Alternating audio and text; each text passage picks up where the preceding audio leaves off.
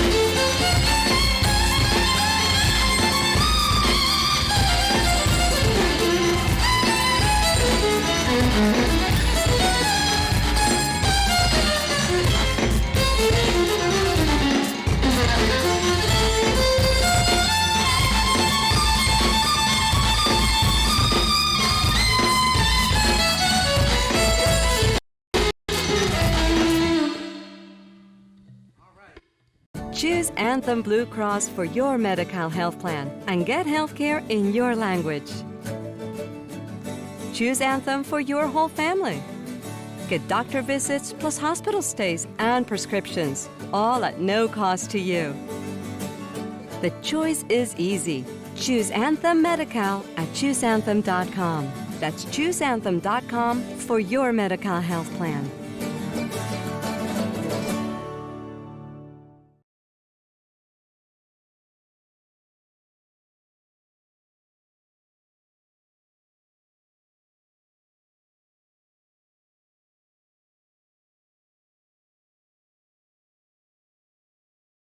On behalf of the Special Needs Network, I am honored to welcome you to the 15th Annual Tools for Transformation Conference. My name is Dwayne Cox II. I am a proud autism self-advocate, actor, director, and graduate of Loyola Marymount University, and I am thrilled to be your MC today. As you know, April is Autism Awareness Month. With 1 in 59 children diagnosed each year, it is critical that we continue to promote awareness and acceptance. It is also a pivotal time to address the challenges that we face from the COVID-19 pandemic and the evidence of structural racism in our systems of care in everyday lives. You can help spread the word about our work by getting social. Take lots of screenshots, post them on Facebook and Instagram, and tweet and Snapchat today's event using the hashtag SNNTFT15. That's SNNTFT15 and tag Special Needs Network. And be sure to stay connected throughout the day, as we will have some special giveaways for some lucky participants. I would also like to thank our sponsors for today's conference, Anthem Blue Cross and the California Wellness Foundation, for their tireless support of our work. Ladies and gentlemen, without further ado, please rise for the national anthem performed today by our dear friend Spencer Hart. Spencer is an autism self-advocate herself. She's a singer and actor and has blessed our stage on numerous occasions. Oh, say, can you see by the dawn's early light what so proudly we'd hailed at the twilight's last gleaming, whose broad stripes and bright stars through the perilous fight o'er the ramparts we watch were so gallantly streaming in the Rockies' red glare, the bombs bursting in air gave proof through the night that our flag was still there. Oh, say does that star-spangled banner yet wave o'er the land of the free and the home of the brave.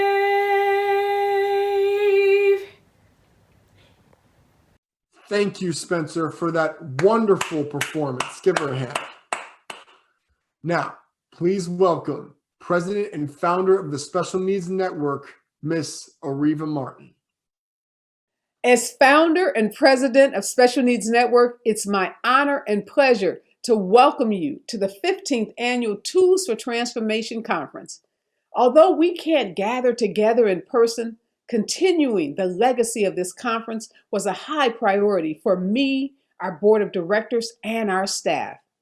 In a year where we've experienced so much loss, it's even more important to celebrate our victories.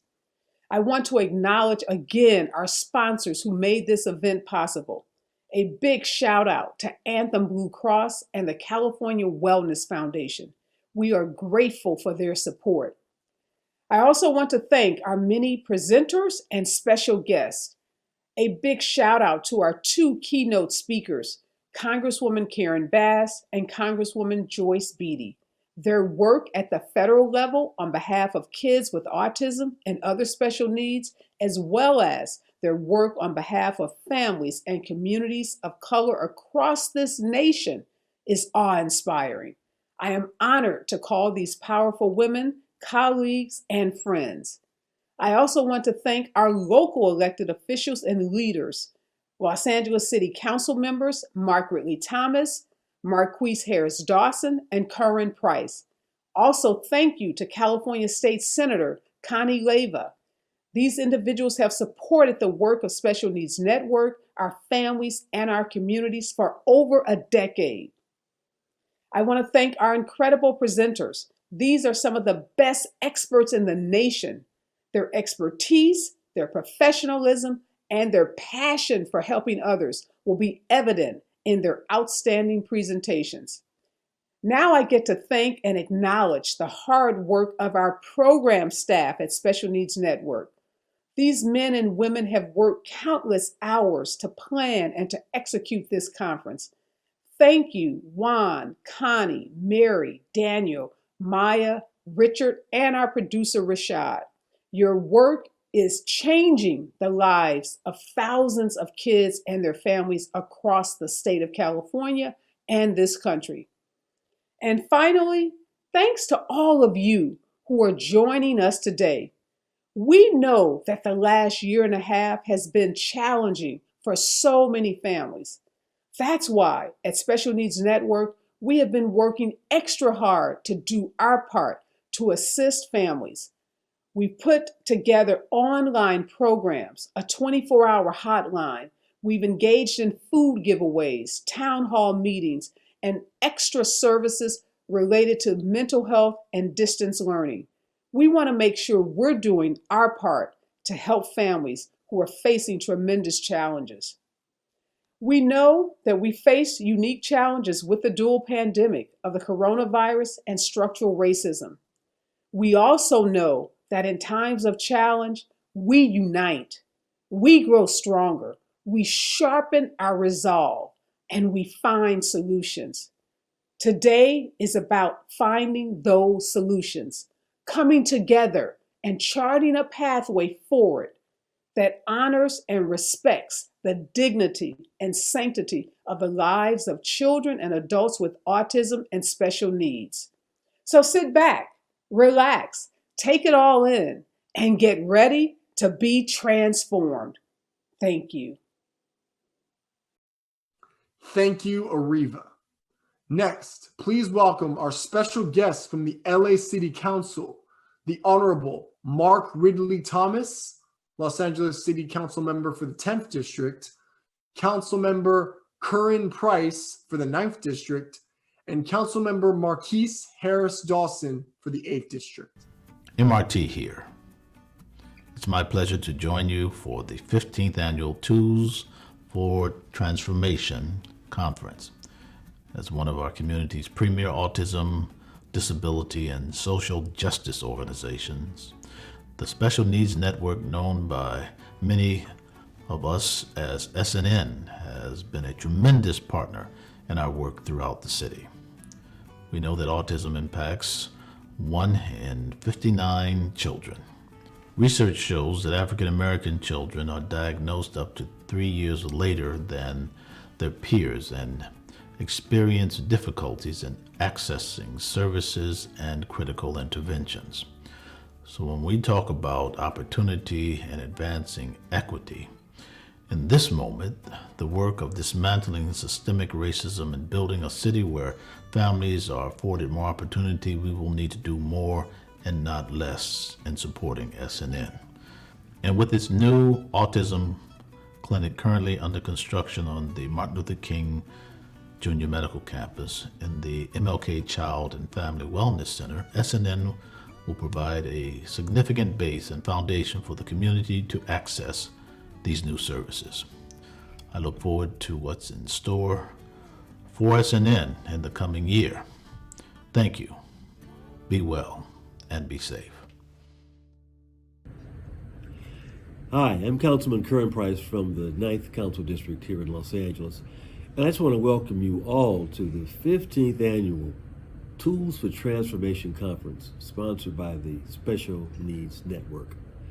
Conferences like this are very, very important if we're serious about eradicating racism and creating a more of a spirit of cooperation, collaboration, and equity in our society. I applaud the Special Needs Network and the variety of services that it offers to families as they move forward, and know fully well that their services are going to benefit the existing generation and generations to come. As a representative of the Black and Brown community, I realize how important these services are to maintaining the health and the vitality of our community. We want to make sure that people are doing more than surviving. We want them to thrive. So again, congratulations on the 15th annual Tools for Transformation Conference, sponsored by the Special Needs Network. You're doing a tremendous job. Continued success in all your endeavors. For 15 years, Special Needs Network has worked to address systemic racism and disparities in the diagnosis and treatment of autism and a range of behavioral and developmental disorders in the Black community. You continue to be a loud and trusted voice on issues ranging from COVID-19 and vaccine safety to disability rights, mental health, and wellness. Thank you for your tireless work, and I look forward to working together to ensure families in underserved and low-income communities have access to much-needed autism services. Thank you, Council Members Ridley, Thomas Price, and Harris Dawson. Your support of our Special Needs Network and our families is truly appreciated. Now, please welcome our next guest, the Honorable Connie Leyva, California State Senator for the 20th District. Hi, I'm Connie Leyva, State Senator. As the State Senator representing the 20th State Senate District, I'm so pleased to join you for the 15th Annual Tools for Transformation Conference. I so appreciate all the important work of the Special Needs Network, SNN, that you do as one of the leading autism, disability, and social justice organizations in the United States.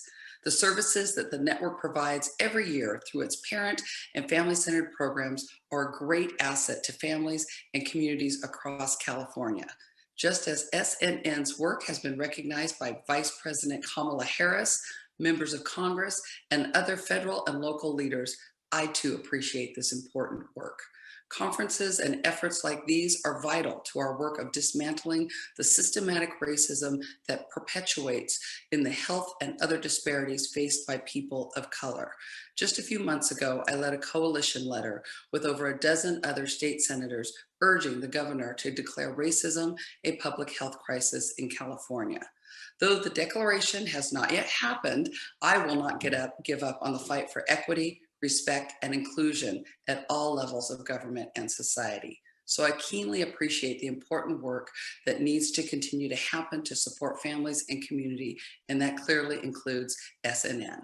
Across the region and state, the network provides services for families and professionals through programs including its summer camp, Camp JPAC, its parent advocacy program, PAM, and many others. Slated to open soon to serve special needs families, the Center for Autism and Developmental Disabilities will provide behavioral therapy, physical therapy, occupational therapy, social skills, life skills, and early childhood intervention services. Everything we need. Though autism is a lifelong developmental disability for which there is no cure, there are therapies and interventions that can help to improve the quality of life for affected individuals. An earlier diagnosis oftentimes creates a better likely outcome. Of course, beyond the important work happening to provide services to Californians with autism, we must also continue to work on racial disparities that limit access to those critical services. Now, 1 year into COVID-19, it is clear why prompt and affordable access to quality, affordable health care for all Californians is so important. As we told the governor in our letter last year, the ongoing impacts of systematic racism lie at the heart of the health and other disparities faced by Black Americans and other individuals of color. So let's stand together and move forward. By continuing to work together, I know that we will make even greater strides in serving those of needs and valuable services. As I like to say, when we work together, we win together. Thank you for having me. Thank you, Senator. It is an honor to have so many important elected officials grace us with their encouraging words. Next, we are honored to have two powerhouse congresswomen joining us.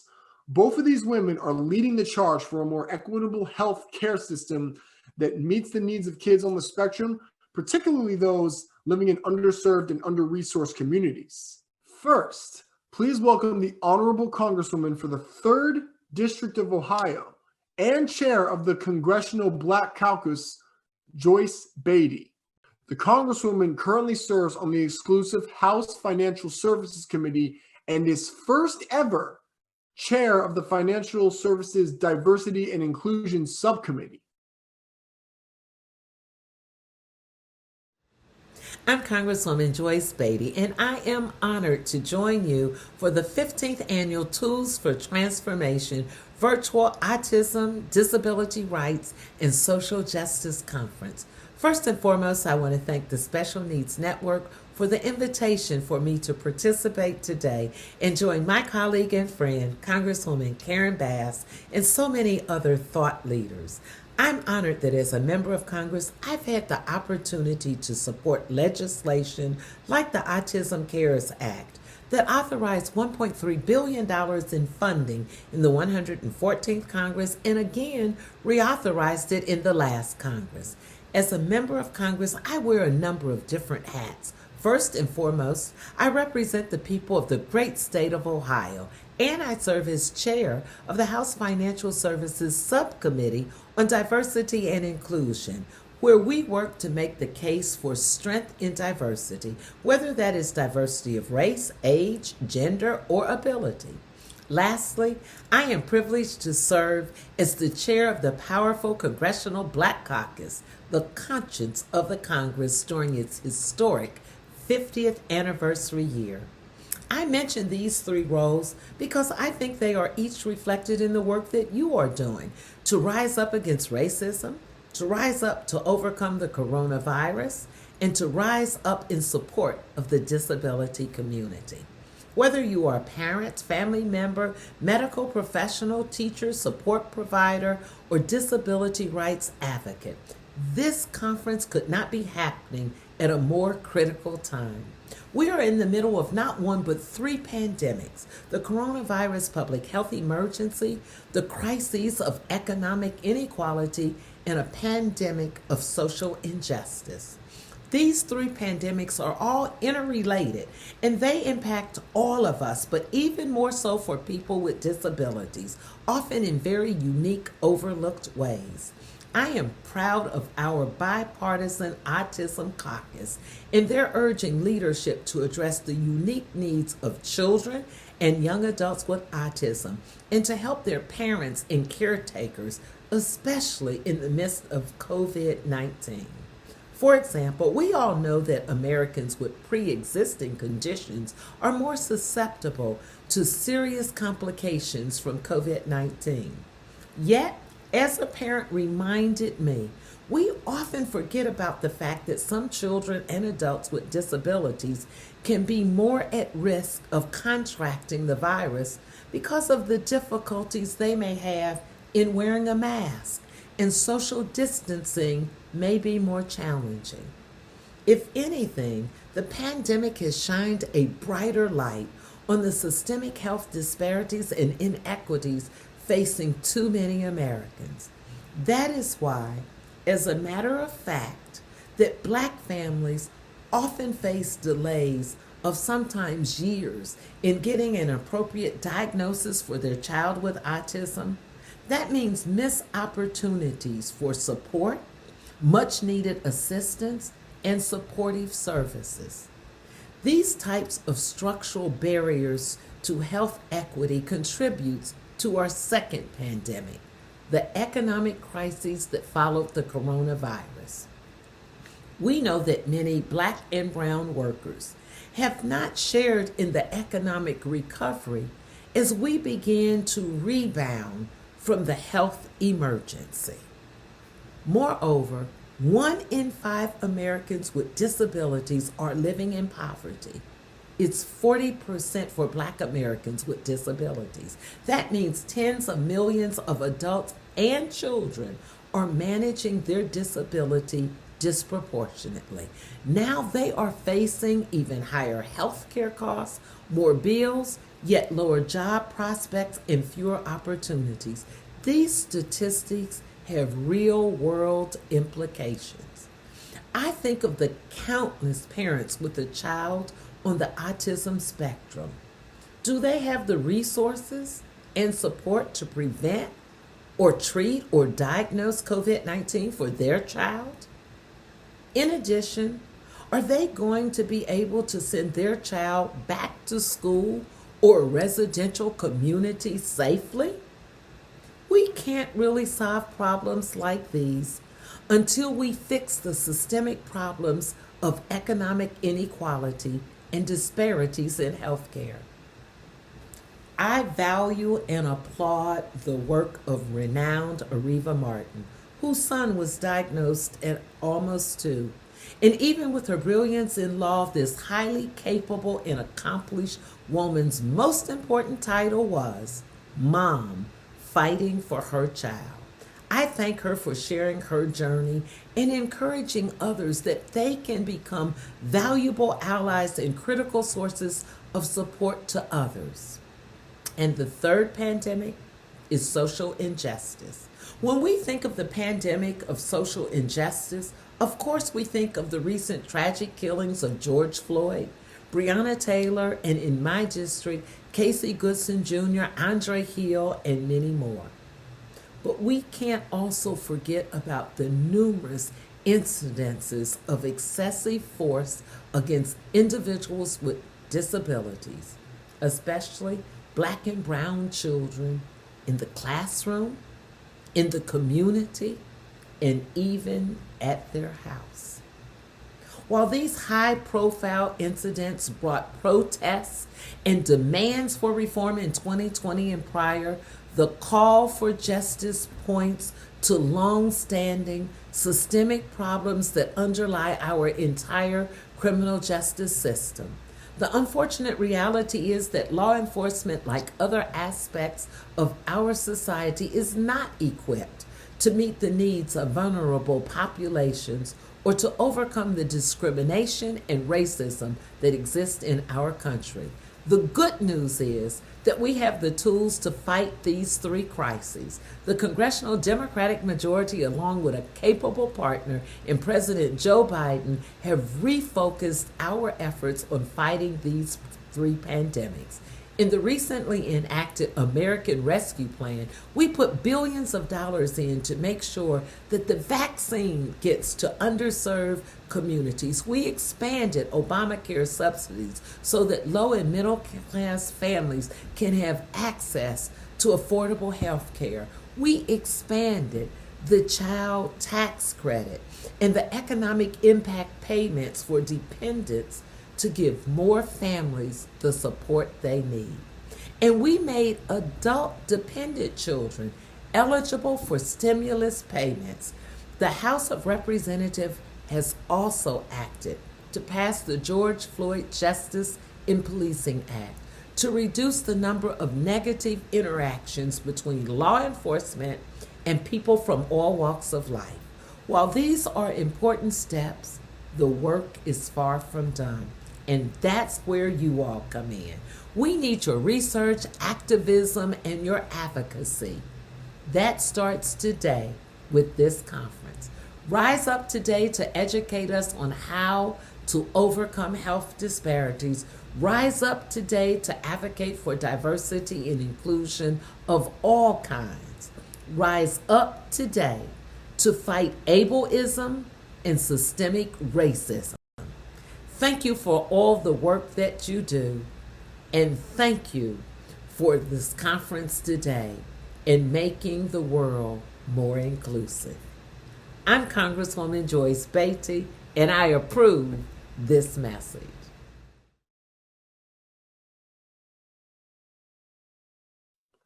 Thank you, Congresswoman Beatty. And now, for California's champion for the developmentally disabled on the federal level, and my Congresswoman, who also serves on the House Committee of Foreign Affairs, where she is the chair of the Subcommittee on Africa, Global Health, and Global Human Rights. She also serves on the House Judiciary Subcommittee on Crime and Terrorism, where she is active in working to craft sound criminal justice reform policies.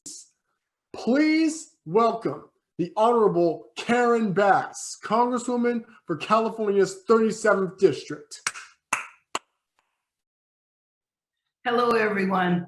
Let me start by congratulating the Special Needs Network and the leadership of Areva Martin for all that you have done for our children, not just in South LA, but really our children in the area. Your leadership on the issue of autism and challenges that our young people face with disabilities has just been outstanding. And we are all extremely grateful for your leadership.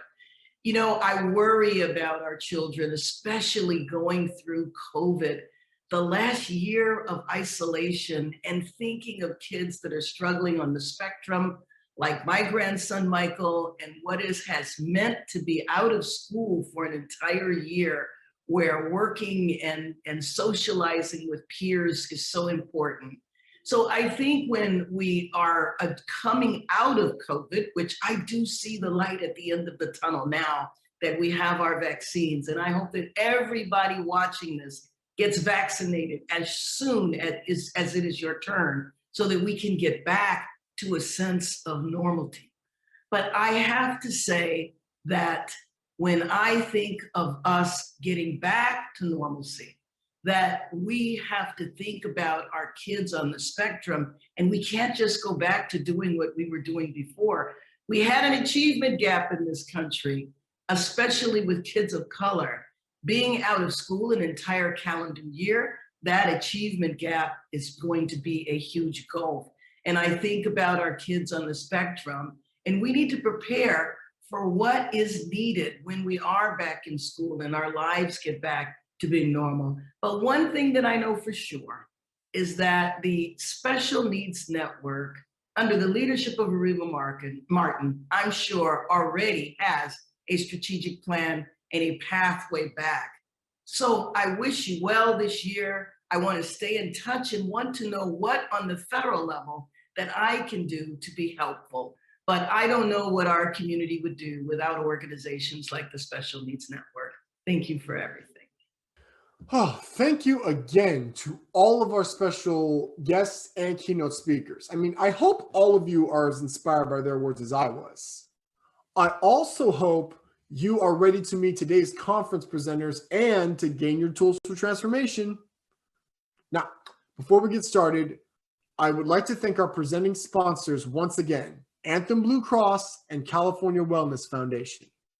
Well, now is the time to grab a cup of coffee or a tea, because we will be back in 5 minutes.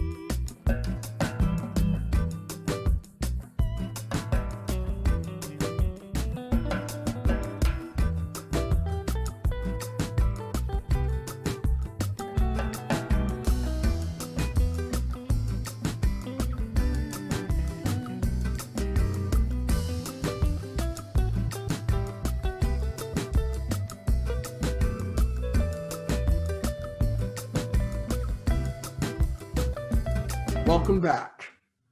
A quick reminder, make sure you stick around until the end of the conference as we will have special giveaways for 20 lucky participants. Please welcome presenter Dr. John P. Moore, vaccine specialist and professor of microbiology at the Weill Cornell School of Medicine in New York City.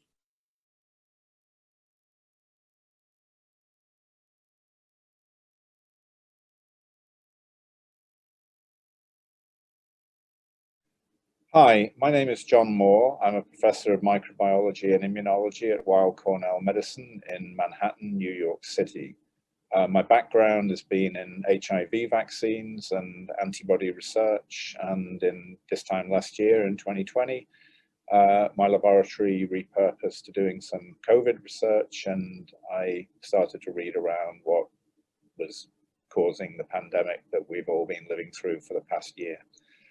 So before we go any further, I want to thank Ariva Martin and the Special Needs Network for putting together this conference. It's a real pleasure to participate and help you all in any way I can.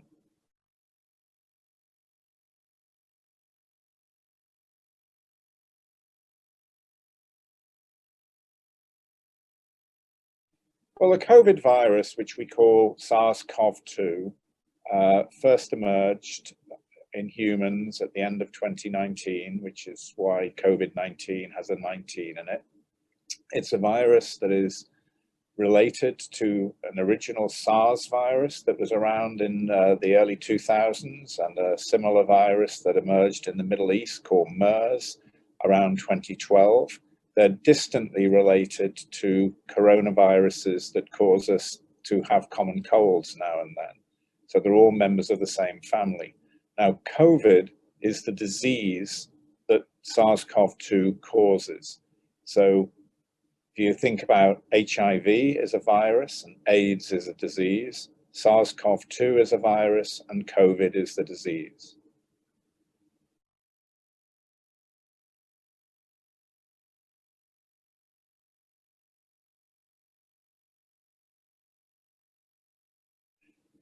In quite complex ways, it was originally thought that SARS-CoV-2 and COVID were essentially similar to influenza and respiratory viruses and affected predominantly the lungs and the breathing. And of course, it does. A lot of people who die of COVID die because of lung dysfunctions and simply the inability to breathe properly. But we now understand there's more to COVID than just the lungs. Other parts of the body are affected, not in everyone, in different people to different extents. There can be heart troubles.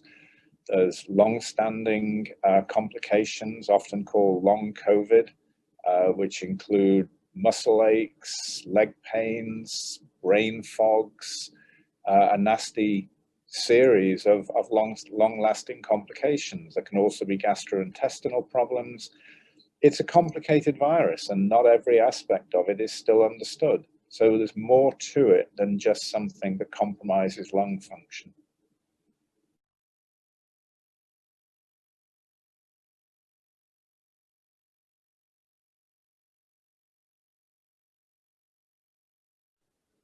Well, it's complicated, and a lot of it is rooted in disparities, in social disparities, in financial disparities. Viruses always strike and hurt people who are least able to deal with them. I mean, on one level, if people are living in densely packed housing in an inner city, they're much more likely to contract a virus than some rich hedge fund dude and his family out in a big estate in the rural area. So if people are living in close proximity and have to travel to work on subway, where it's a packed environment, they're much more likely to encounter and contract a virus. And we all know that minority communities are enriched in inner city communities where the housing density is greatest. There's also existing health disparities, that minority communities have had less access to top quality healthcare. They are sometimes less willing to seek out top quality healthcare through suspicions. There is a dietary component. obesity is linked to severe COVID, and a lot of people are financially forced to eat junk food. It's commonly available, it's cheap. So obesity is quite high in minority communities. High blood pressure is another factor. In general, comorbidities, confounding factors that decrease health, put people at risk of having severe disease, and they are in higher prevalence in minority communities. It's an unfortunate chain of events.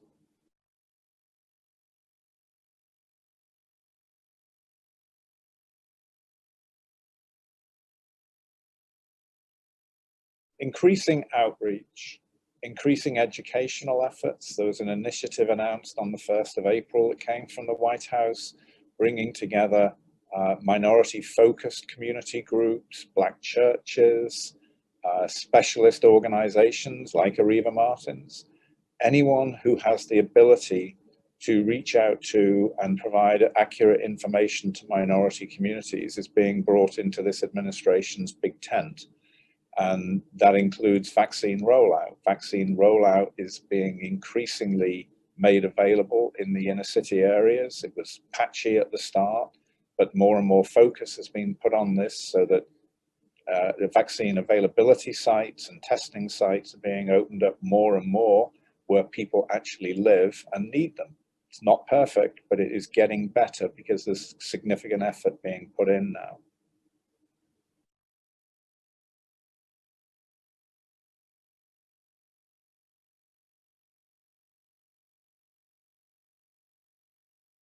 Well, the vaccines that were tested last year and rolled out increasingly this year since December have been proven in clinical trials to be highly effective. And what that clinical trial experience showed has since been validated in the real world in studies in the USA, Israel, the UK. All of these large hospital-based studies have tracked people getting vaccinated and then whether or not they're getting infected. And these real world, absolute human, real people in real settings, not just clinical trials, show that the two mRNA, Pfizer and Moderna vaccines are around 95% effective at preventing COVID. So they're really good vaccines and everyone is encouraged to take them. The Johnson & Johnson vaccine that was licensed a couple of months later is a bit less effective at preventing infection or mild disease, but is very effective at preventing disease and death, which is what matters most. I mean, it's not great to have mild COVID, but it's more important to stop people having severe disease and death severe disease that requires hospitalization and dying of COVID. And all three vaccines do that very effectively.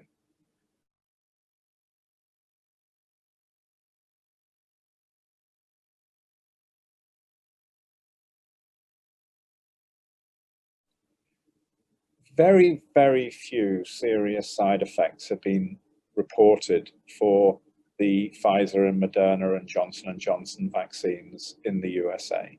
There are some allergies were reported, some allergic type reactions that needed an EpiPen.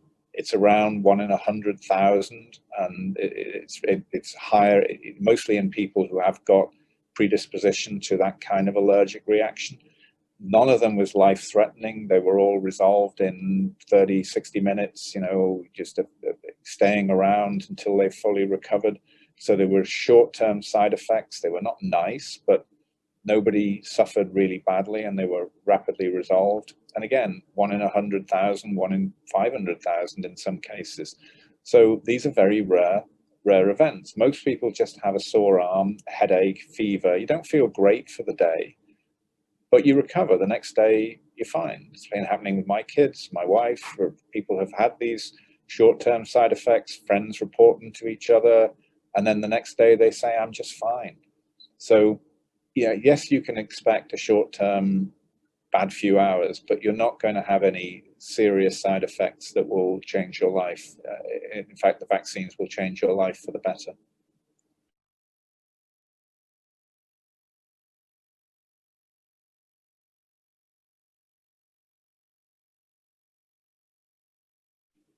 Well, vaccine hesitancy is higher in minority communities, but it's not just in minority communities. It's all over the USA, and it's all over Europe. It's part of it is distrust of something new because the vaccines were developed only last year.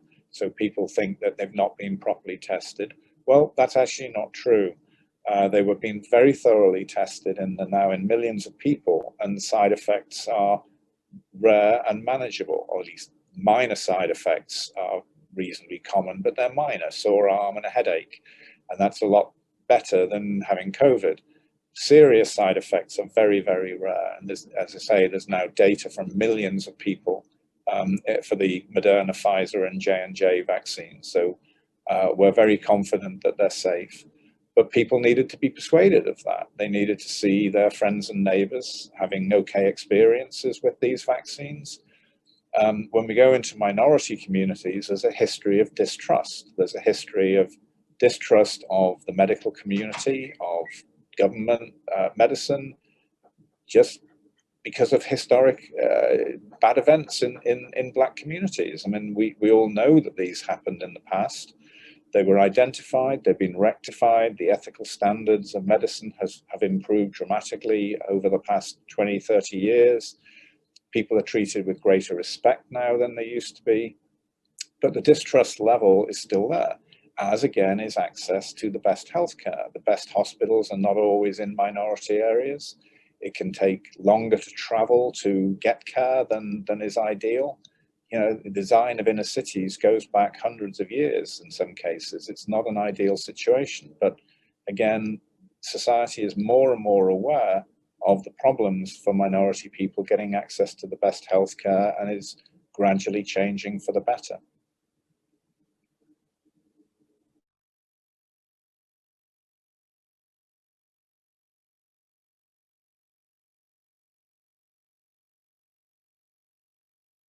Well, the goal of vaccination is to do two things. It's one, to protect individuals from becoming sick and dying, but it's also our best way to eliminate the virus from circulating in our communities. We all want to get rid of this thing. We all want our lives to return to normal.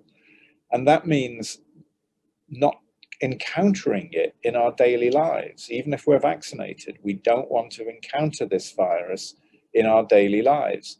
And the more people that are successfully vaccinated, the fewer people the virus can still target. And this is called community protection, or herd immunity is a term that's often used. So the more people that are vaccinated, the less targets that are around for the virus. And eventually it will run out of targets and it won't circulate anymore. And that then means the pandemic is over. It's gone. And that's what we're aiming to get. And to do that, we need a very high percentage of the American people vaccinated. That's what we're aiming at. It's to protect the individuals who are vaccinated, and it's to protect our society in general and make this virus finally go away and leave us all alone. I've been around a medical school for a year, coming into work every day, and I haven't gotten COVID in that time. I actually haven't been vaccinated yet because I'm in a clinical trial and may have got the placebo. So I may have got the vaccine, may have got the placebo. We'll see in a few weeks' time.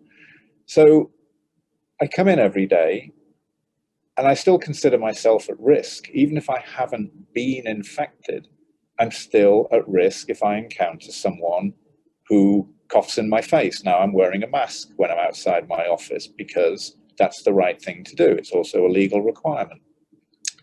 So, you know, it's a bit of a numbers game, and sort of you want to play Russian roulette with 100 bullets. You may have gotten away with it so far, but tomorrow could be the day when you get unlucky, when you encounter someone who coughs near you and you're not wearing a mask.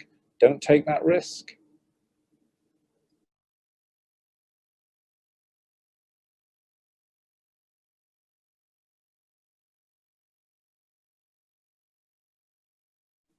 To make this virus go away, we need to reduce the number of people that are targets for it. And again, this is called community protection.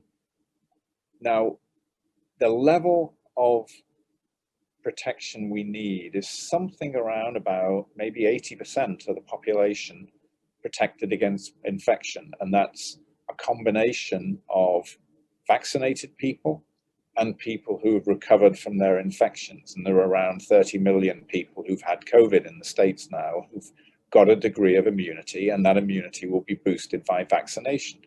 But there are something like 350 million Americans. So that means we need to get a very large number, maybe 250 to 300 million Americans vaccinated to get close to herd immunity. So we all have to play a part in that. We're now immunizing 3 million people a day. That's going to increase. But 300 million people at 300 million at 3 million a day is still 100 days. So that's 2 or 3 months easily to get everybody vaccinated. And we need to reduce the number of people who are declining to be vaccinated because they are going to compromise our collective efforts to achieve community protection. So everyone has a responsibility to the people that you live with in the rest of the country. Getting vaccinated is incredibly important to make this virus finally go away. So we really need to be shooting for 300 million plus Americans vaccinated. And vaccines are now being tested successfully in teenagers. There was a recent Pfizer vaccine trial that showed great efficacy in children from the 18 down to 14 age range, I think it was. And now with those successful results in, younger children are going to get vaccinated initially in trials. So the way it works is you prove safety and efficacy in older people, in adults, then you move down into older teenagers, then you move down into younger teenagers, then you move down into children, and eventually into infants. And it's gradual because you have to prove safety in each individual age group, and that's exactly the right thing to do. So over the course of the summer, more and more children are going to get vaccinated, and they will be protected, and that will help reduce spread in the school environment, and will finally get all the kids back to school 100% of the time, which every parent surely wants, and so do the children. So that again is part of the process of getting the very large number of children in America fully vaccinated. So again, it's a numbers game. The more people who are vaccinated, the less chance you have of encountering someone who is carrying the virus or is capable of being infected by the virus and then passing it to someone else. So everyone has a responsibility to themselves to be protected and to the people we all live with to reduce community spread, to increase what we call herd immunity. It's very important.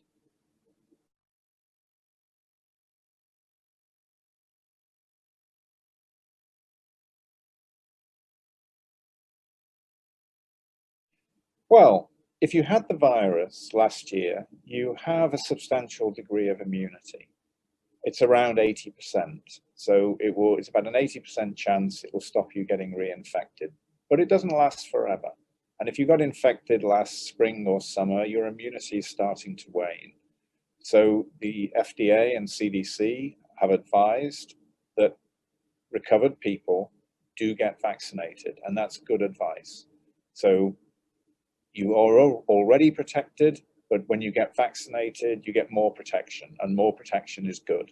So the best advice is go and get vaccinated.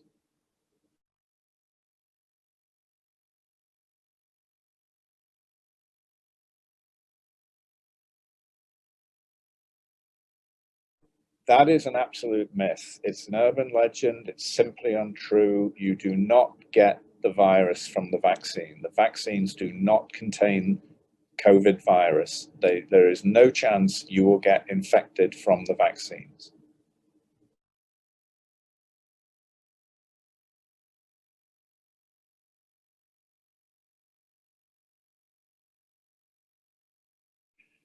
Well, you do. There are plenty of examples of young people suffering and dying from COVID.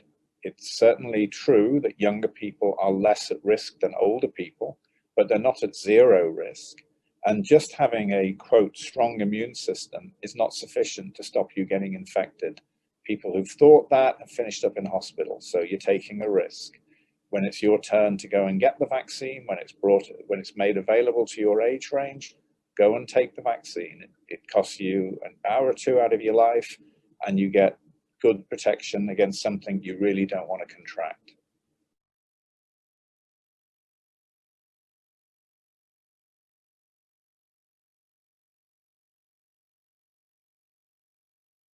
Well, there's a very substantial chance you won't get COVID-19. These the two Moderna and Pfizer vaccines are over 95% effective.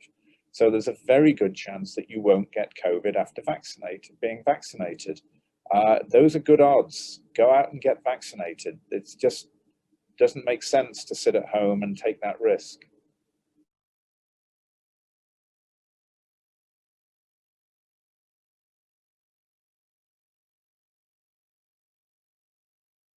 Over the past several months, we've seen variants of SARS-CoV-2 start to circulate in America.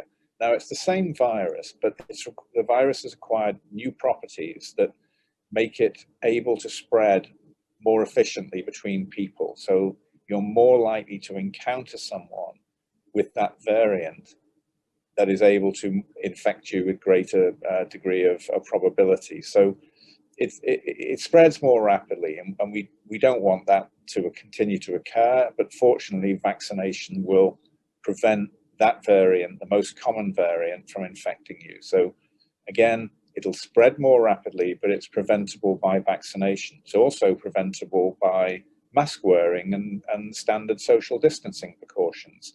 So it's no more dangerous from that perspective, but because it's more transmissible, we have to take extra precautions to try to stop it spreading further. And that involves getting everybody vaccinated. There are also some other variants that might be more of a problem for vaccinated people because they're capable of, we think they're capable of infecting people who've been vaccinated. Not all of the time, but there's an increased risk of it. So again, we're monitoring these variants and watching them spread and hopefully stopping them spread further, because we don't want to see a large number of vaccine failures. We think this is unlikely, but it's something that we're watching very carefully now.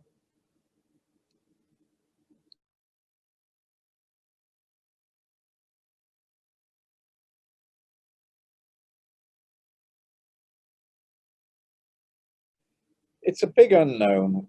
There's no way to look at people, do tests on them, and predict how well or badly they're going to do when they contract COVID. Now, we do know that age and pre-existing conditions such as obesity, high blood pressure, heart disease, any lung problems, these are all factors that make people do poorly. But we can't look at younger people and go, well, she's going to do okay, he's going to do badly. It doesn't work like that. We don't have that knowledge. There are studies being done to try to figure this out. But just as there are people that you will all know who get every cold that goes around every winter, they always get a cold, and you all know people who never get sick. This is the same kind of variation in our immune systems, in our genetics, that just differs between people. Some people catch everything. Some people very rarely get sick. It's the same kind of dynamics with COVID, but we don't understand all the details as well as we would like to.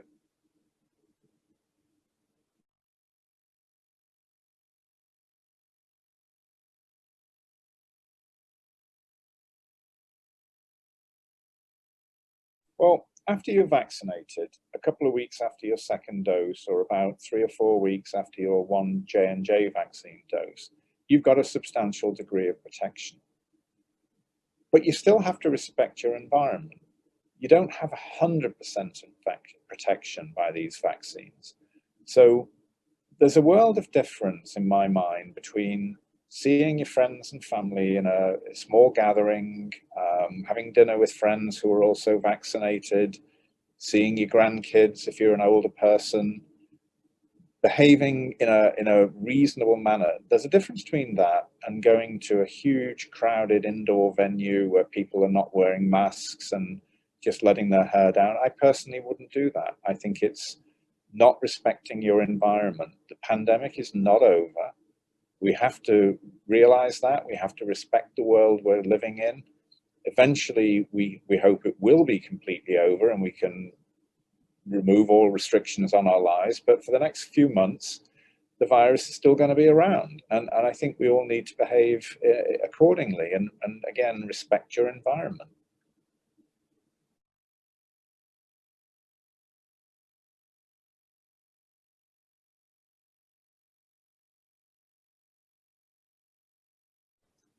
Well, people who've gotten COVID are substantially protected against a second infection. Studies done last year show that that level of protection is around 80%. So it's pretty good protection over 6 months. Now, we don't know how long that will persist, and 80% is not 100%. But the second infection, if you do get a second infection, it's usually milder than the first, so isn't much of a problem, with rare exceptions. Some of the variants that are now going around have a greater ability, we think, to infect people who have recovered from last year's strain.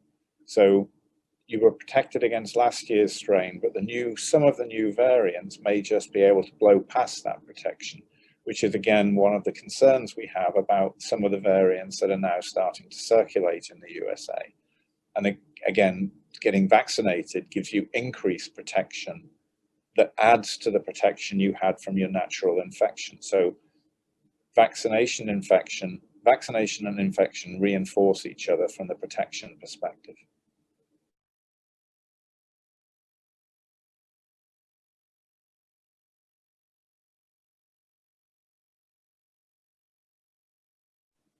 Well, this pandemic isn't over. We really, really all wish it was. And I do think we have an excellent chance later in the year, over the course of the summer, of seeing this virus, if not disappearing, becoming much, much less of a problem in our lives. But to do that, we have to get vaccinated. All of us need to get vaccinated. And then we have a chance of returning back to normal life. But until that happens, you have to respect the world you're living in and not take unnecessary risks. Behave sensibly. Wear your masks. Behave social distancing.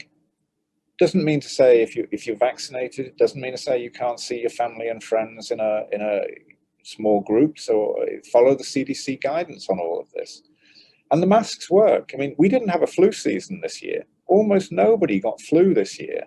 And the reason was because flu viruses are prevented by the mask. So mask wearing not only stops COVID, it stopped influenza. And again, that's increased powerful evidence that mask wearing and social distancing worked, because there wasn't a flu season this year. That's great. And that's something we might learn for the future. I'm not saying that in future years everyone is going to go around wearing a mask to prevent against flu, but it's certainly something that we should think about, that because it works. So, we'll learn a lot from this unfortunate pandemic, and hopefully we'll all come out with greater respect for the people we live with, greater respect for the need to get better healthcare to the communities that most need it, better respect for science, because science has come up with these vaccines, and these vaccines truly work and are game changers in the pandemic. Awful lot of taxpayer dollars went in to fund the science that created these vaccines. And that shows that the scientific community is around when you need it, because as a collective community, science and medicine stood up and did things to help the people that we live among and that fund our work.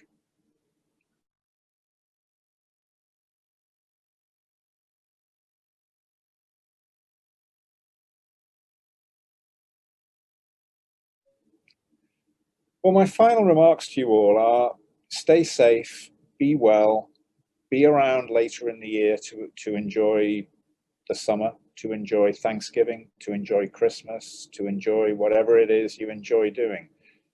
Don't give up your guard now. Be around later in the year, and then let's all have a really good time at the most appropriate point in this year. Thank you to Dr. Moore. For our second workshop, Distance Learning, IEPs, and the School Dilemma for Special Needs Students. Please welcome presenter Carolina Watts of Education and Civil Rights Advocate of A to Z Educational Advocates. Hello everyone and welcome to this presentation on distance learning and IEPs, the school dilemma for special needs students. Today we are going to be covering important issues related to distance learning and how it has impacted students with disabilities specifically. We're also going to talk about what parents and advocates can do about that impact. My name is Carrie Watts and I am excited to be your presenter on this important topic today. I work in a team of special education attorneys and advocates at A to Z Educational Advocates located in Pacific Palisades. We assist families all over Southern California and fight for students to have the services, the supports, and the placements that they need in order to receive a free, appropriate public education. I've been doing this work myself for 18 years now, and I really thought that I had already seen it all. But this last year has definitely presented new challenges for our students in the educational system. And it has been a unique year in my career, as it has been in many people's career for sure. These unique challenges that have impacted the special education students over this past year have given rise to specific issues that we must address. Parents come to us and they have questions and concerns about how the school closures have impacted their children and what they can do about it. Those concerns and questions that we're going to get into in more detail today include things like what rights do students and parents maintain while schools are closed due to an emergency situation? If schools are closed through no fault of the district, then do students still maintain the same legal rights that they would have if schools were open? Is distance learning harming students with disabilities? Are students with disabilities still receiving a FAPE? What can be done about that potential harm? Do students have the right to compensatory education if their distance learning program wasn't meeting their needs? The first issue that has to be tackled is related to whether the closures impacted student rights.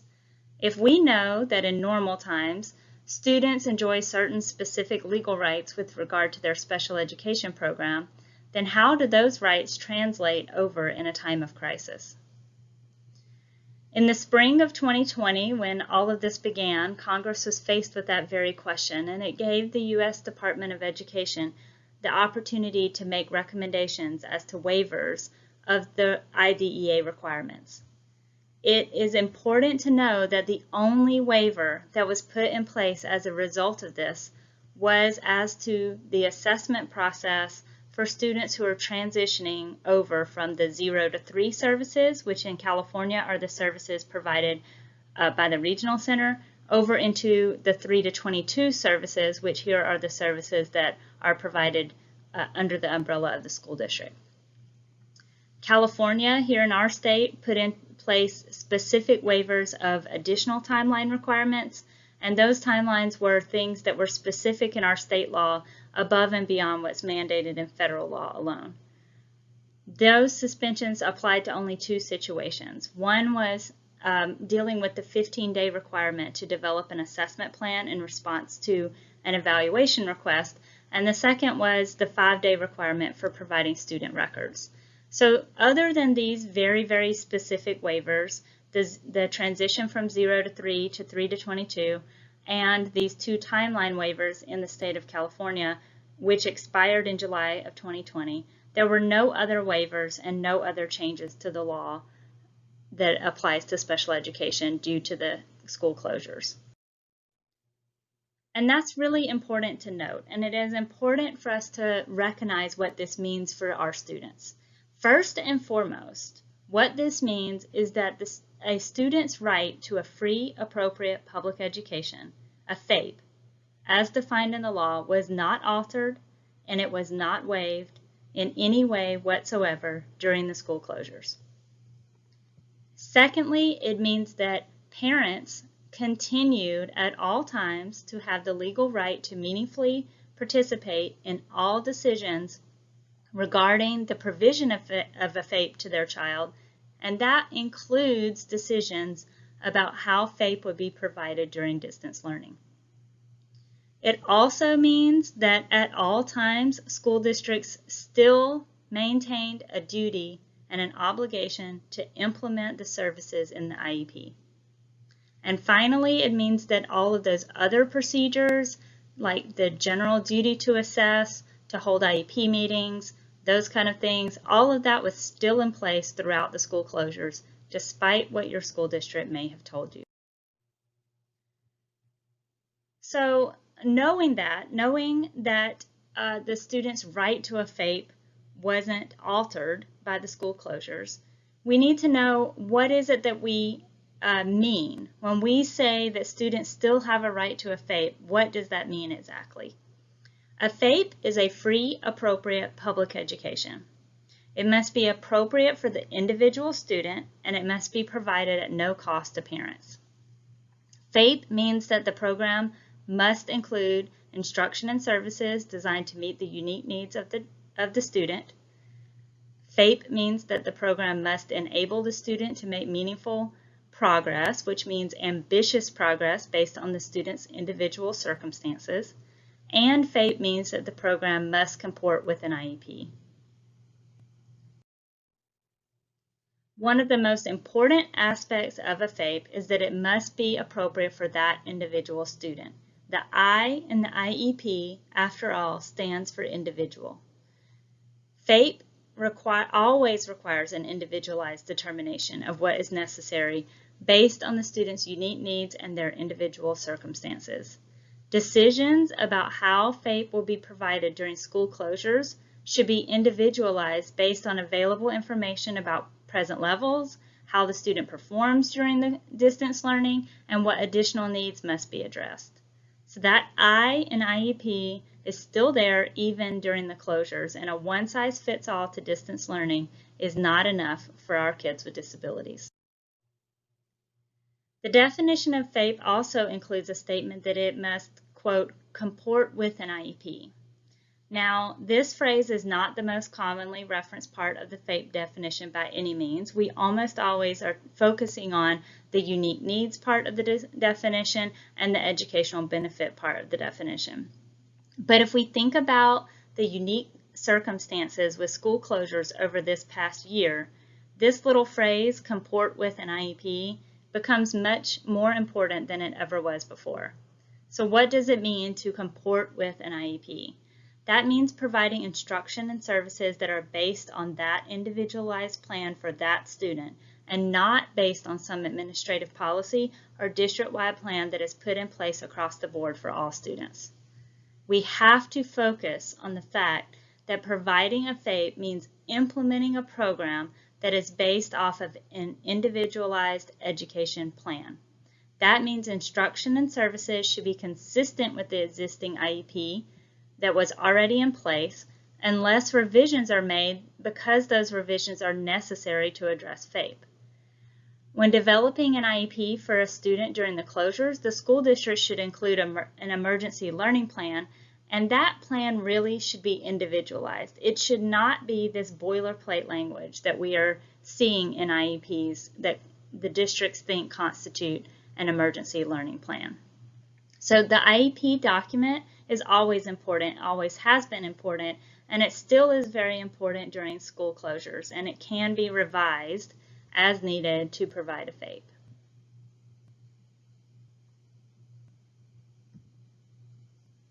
Trying to advance. Sorry. Okay, so in addition to how FAPE is defined, we also have to think about the individual components of what makes up a FAPE and how those components are impacted by school closures. So the first component that we talk about is specially designed instruction. Specially designed instruction means adapting. This is a long definition, but I'm going to give all of it to you. It means adapting as appropriate to the needs of an eligible child the content, the methodology, or the delivery of instruction to, number one, address the child's unique needs resulting from the disability. Number two, ensure the child's access to general curriculum so that the child can meet educational standards that apply to all children within the jurisdiction of the public agency. So another factor of specialized instruction is that it should be based on individualized determinations by the IEP team for each individual student. And if we think back to that definition that I just read out to you about adapting based on the unique needs of that student, the content, the methodology, and the delivery of instruction. What stands out to me as we think about that in a distance learning context is that delivery of instruction. How will the delivery of instruction through distance learning be adapted in order to meet the unique needs of the individual child? So the next component of FAPE is related services.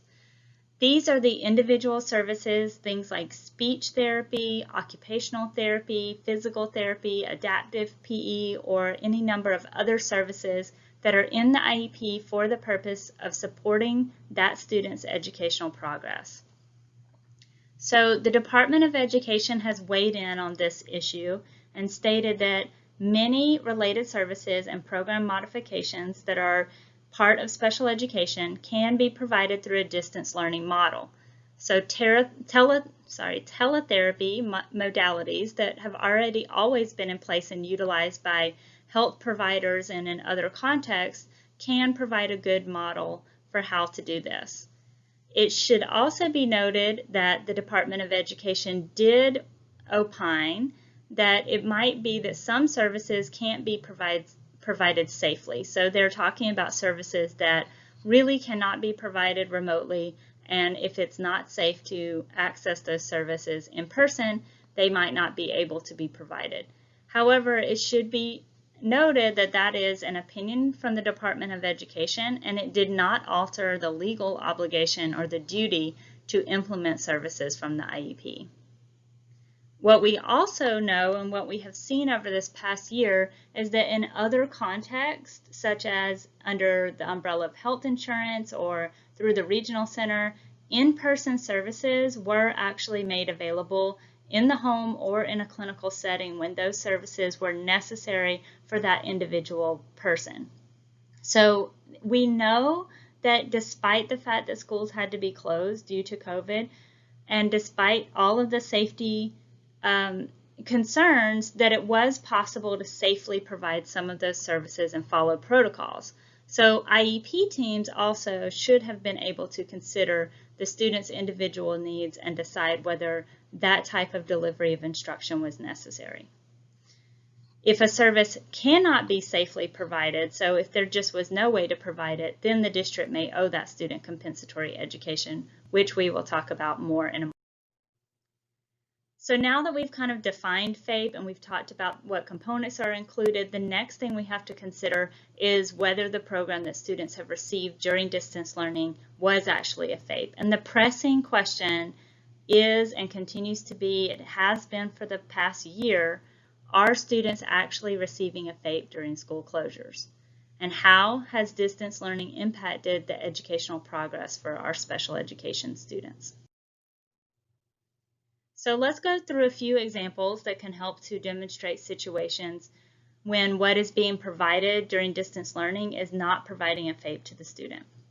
The first example I would give has to do with students who are not receiving the related services that they need. For example, if a service is already written into an IEP and that provider just won't do it. So a hypothetical example of a fact pattern that I will give you. Let's say student's IEP calls for a weekly speech therapy session, and there's goals in that IEP related specifically to improving articulation skills, increasing expressive language, responding to peers and adults with verbal communication, things like that. These are important skills that are written into the goals in that IEP. And let's say that when the school closures go into effect, the district tells parents that the student's speech therapy just isn't going to be implemented until on-campus instruction resumes for whatever reason the district has. And what's the harm here? What's really going to happen here? The harm is that student has identified unique needs that are not being addressed, and there are goals in that IEP that the student cannot make adequate progress towards because the student is not getting the services that are necessary. So in fact, that student may not just not make progress, but that student might actually regress in those areas. So the next example would be students who are not receiving behavior support, and I see this very frequently. I see IEPs that document that they can't report on progress on behavior goals because it could not be implemented during distance learning. So this is a common scenario, and here's a hypothetical example. Let's say students' IEP calls for aid support throughout the school day, and it includes goals related to decreasing aggressive behavior towards others, increasing attention to task, and maybe it has a behavior intervention plan in there that is specific towards these behaviors. District doesn't implement any aid services when schools are closed because it can't figure out how to do that. So now what is the harm? This student does not have the necessary support to address the behaviors that everyone knows and that have been recognized to be impeding learning. Student either isn't going to access the curriculum and access instruction because of those behaviors, or the parents are going to have to bear the burden of either providing that support themselves or funding that support themselves. So the last example I would give is students who just can't access their distance learning instruction. So here's a hypothetical example. Let's say student has ADHD and learning disabilities, and student isn't learning any of the content from the Zoom classes. Student can't complete the assignments during asynchronous learning. Student is just falling further behind, and specifically for this hypothetical student, he's falling really behind in reading skills. The district provides some minimal RSP services because that's what's in the IEP, and they implement that in some kind of way over Zoom during distance learning, but the student can't really access that the same way they can't access their general education Zoom. And this RSP that they're implementing is really geared only towards helping them with assignments. It doesn't provide any direct instruction or remediation to that student. So what's the harm if the student can't access any learning from distance learning? This student obviously has identified unique needs that are not being addressed. And how can the student make adequate progress towards general education curriculum if they're not accessing their educational program? And if we go back to when we defined FAPE, we know that progress towards general education curriculum is part of the analysis. So in fact, this student might regress in the skills in which that student has areas of deficit. So now if we know that many of our students are falling into situations like these examples that we have just covered, and many students with disabilities are not making progress and not accessing learning through distance learning programs, then the question becomes, what can we do about it? What is next when FAPE was denied during the closures? And as we are now approaching a time when students are returning to campuses, the answer that we begin to focus on is the provision of compensatory education. While we can also, and we do also advocate for additional supports and services while distance learning is still being implemented, the fact remains that many students with disabilities will have lost educational benefits during distance learning, and they will likely need compensatory education. Compensatory education specifically is a remedy that can be provided to bring a student back to where that student would have been if provided with a FAPE. So in other words, it is like make-up educational services to address the harm that was caused when the child's needs were not being fully addressed and the child was not able to make appropriate progress.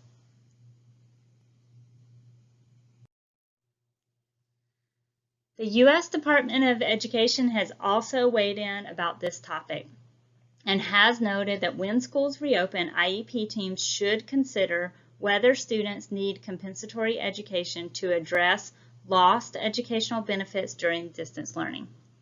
Now, as more and more schools are reopening for in-person instruction, and as we look ahead to what's next, we have to start considering what students will need in terms of that compensatory education.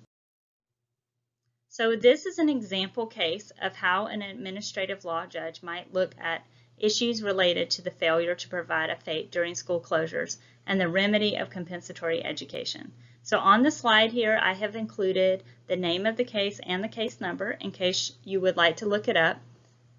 And what happened in this case is that the student had only received, this is what the judge found, that the student had only received about 80% of the specialized instruction and services required by her IEP during the pandemic-related school closures. And the judge concluded that this was a, quote, material failure to implement the IEP. So that 20% that the student didn't get was a material failure, and because of that was a denial of FAPE. So an important quote that comes out of this case is as follows. The ALJ noted that the district's difficulties in arranging services due to the school closures did not alter its responsibility to ensure that the student received a FAPE. The ALJ further stated, while unavoidable circumstances prevented the district from fully implementing the IEP, the IDEA included no exceptions to implementation for school closures caused by pandemics or government directives. So in this case, having found that that failure to offer and provide the services that were in the IEP during distance learning was a denial of FAPE, what did that judge decide as an appropriate remedy? And the answer is compensatory education. Specifically, what the judge ordered was compensatory education that included, number one, a bank of 45 hours of speech therapy to be provided by a parent-chosen non-public agency outside of the school day.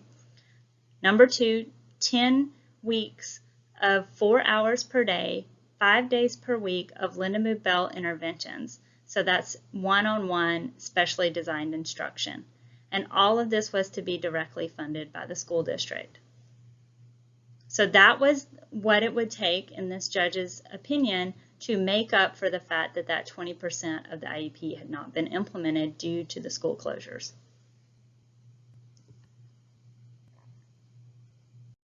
So with this case as an example, what can we take away and apply to our knowledge about these issues? First, that school closures do not alter the district's duty to provide a FAPE. Next, that providing services and instruction that are less than what the IEP calls for, even though that is because of an unavoidable circumstance like school closures, can be a material failure to implement the IEP. And lastly, that compensatory education is an appropriate remedy for the denial of FAPE during school closures, and it may include private services to the student. So now, as schools are reopening and students are returning to campus, how can parents prepare for these discussions about potential compensatory education owed for educational losses during the closures? The first step is to gather documents, and so get your records. Parents can always make a written request for records, and that documentation that they should be able to receive should include things like goal progress and service logs. The second thing is to carefully review that data and that information. So look through those records and determine, were services actually implemented, or were they less than what the IEP says? And what other information is available in those records to help show that the district didn't provide something that was needed. The third step I would recommend is to carefully review the goals and the progress information. So are there goals that were not met? Or can you compare what you know now about your child's skills from having seen your child do things in home instruction to what the present levels were in the last IEP before the closures? And has your kid, when you do that comparison, not really made progress or actually regressed in some way? And then the final step would be to get additional help or experts involved when needed. So some children are going to need to be reassessed when schools reopen, whether that be from the school district or from private assessors, to really identify what their current levels are so that we can see if they have regressed or if they have not made appropriate progress. So these are all things that we need to do in order to be prepared to have these discussions and to look at ways that a child may not have progressed as expected or may have even regressed, and then use that information to justify a need for compensatory education. And I also think it's important for parents to think about other additional impacts beyond what was already in the IEP. So if your child has had social skills deficits that have come up because of this, or mental health impacts, those things also should be addressed. And then what do you do with that information once you've done those steps, those 4 steps that we just talked about? The next thing to do is to take that information to your IEP team. So don't forget, we always have a right, parents always have a right to ask for an IEP meeting. So when schools reopen, that's probably a good time to have the IEP team meet and review current needs and see how those needs have to be addressed.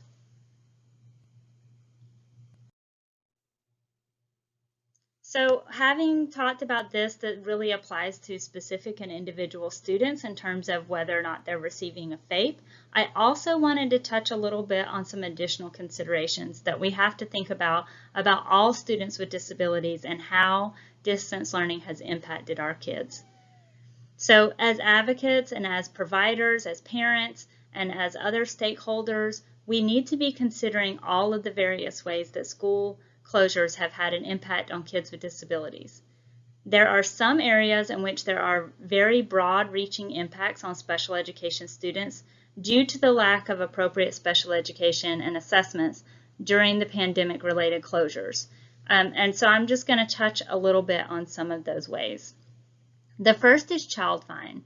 So students with disabilities who were not already in the system prior to the pandemic likely went unidentified during the closures, as referrals for assessments were simply just not being made.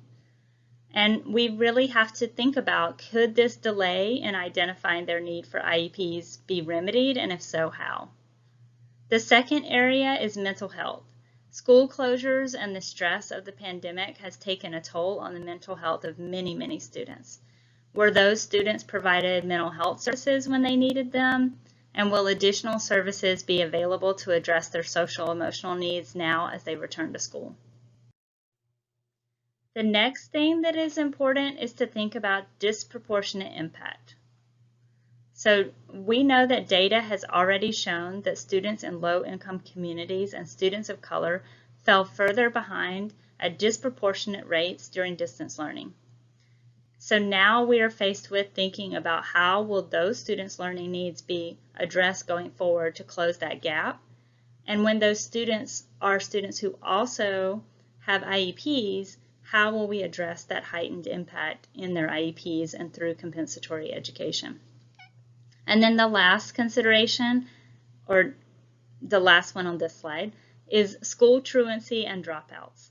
So we know that some teachers are reporting that some students simply just disappeared during distance learning and they did not participate. And of course, there's a lot of considerations that could go into that, and there are even some possible concerns about child safety, but these issues also raise concerns about whether we will now see students drop out at higher rates because of a lack of connection to school during this past year. And when those students are our kids who are IEP students too, how are we going to provide them the services that they need to remain in school and continue learning? Two additional areas that really I think are highly concerning when we think about the impact on FAPE for kids with disabilities are what I would say are the bookend kids at either end of the age spectrum for special education. So the first is preschool and early elementary students. And so while we did have this waiver of assessment requirements for students who are transitioning from 0 to 3, and that did mean that they got stay put in those 0 to 3 programs, we still have a question about what about the students who had not been identified under the 0 to 3 services yet. So they weren't in the system at all, and they weren't of an age to already be going to school, and they probably went unidentified. And that is a critical time period for early intervention. So now we're faced with how are we going to make up for loss of educational benefit when it occurred during that critical window of time for early intervention. And then on the other end of that spectrum, there are the 18 to 22 kids, or the transition age kids. So transition programs in large part could not be implemented effectively during distance learning because those programs rely heavily on real-world training and job settings and in the community. Some of those students are about to age out or graduate, and they have missed a year of these types of critical interventions in a very critical transition moment of their life. So how are we going to address that, and will school districts make compensatory education available for those students who are aging out of the system? These are all considerations as to how special education as a whole has been impacted and how our kids have been denied a FAPE during this time.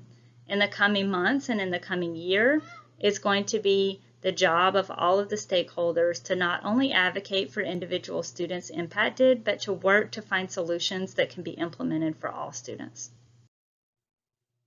So my final thoughts I would share with you are that while the how of providing FAPE may have looked drastically different during this unprecedented situation that we have all faced this past year, we need to remember that the duty to provide a FAPE and the standards by which a FAPE is judged were not altered.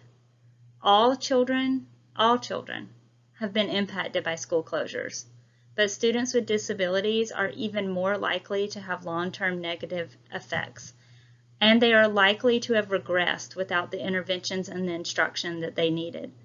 And they are likely to have more difficulty transitioning back to in-person school.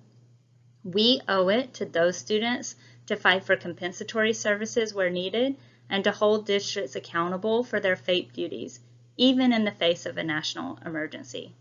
We owe it to them to ensure that their civil rights are not overlooked during these critical times. Thank you, and I have enjoyed talking to you, and I hope you've all learned a little bit out of this presentation. Thank you, Carolina. Next, our third workshop is Understanding and Surviving the Emotional Toll of the Dual COVID-19 and Racism Pandemics. Please welcome our presenter, Lisa Hirsch-Marin, COO of Wellnest. Good morning.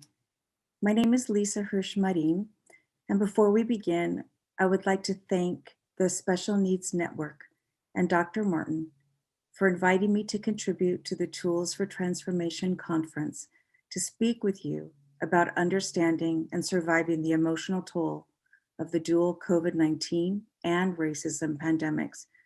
It's an honor to join the Honorable Karen Bass, the Honorable Joyce Beatty, Honorable Senator and Councilman, as well as all my fellow colleagues presenting today. Thank you for making us richer with your wisdom.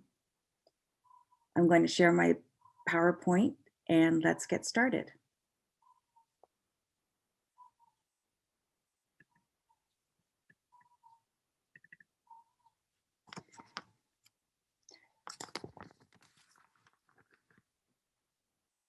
So today, what we'll be discussing is what we've been really going through in the past year, and really two pandemics that have been occurring. One pandemic that has been occurring for a year, but the other that's been occurring for 400 years. So my name again is Lisa Hirsch-Marin. I'm the Chief Operating Officer for Wellnest, Emotional Health and Wellness. We are a 96-year-old agency that operates out of South Los Angeles.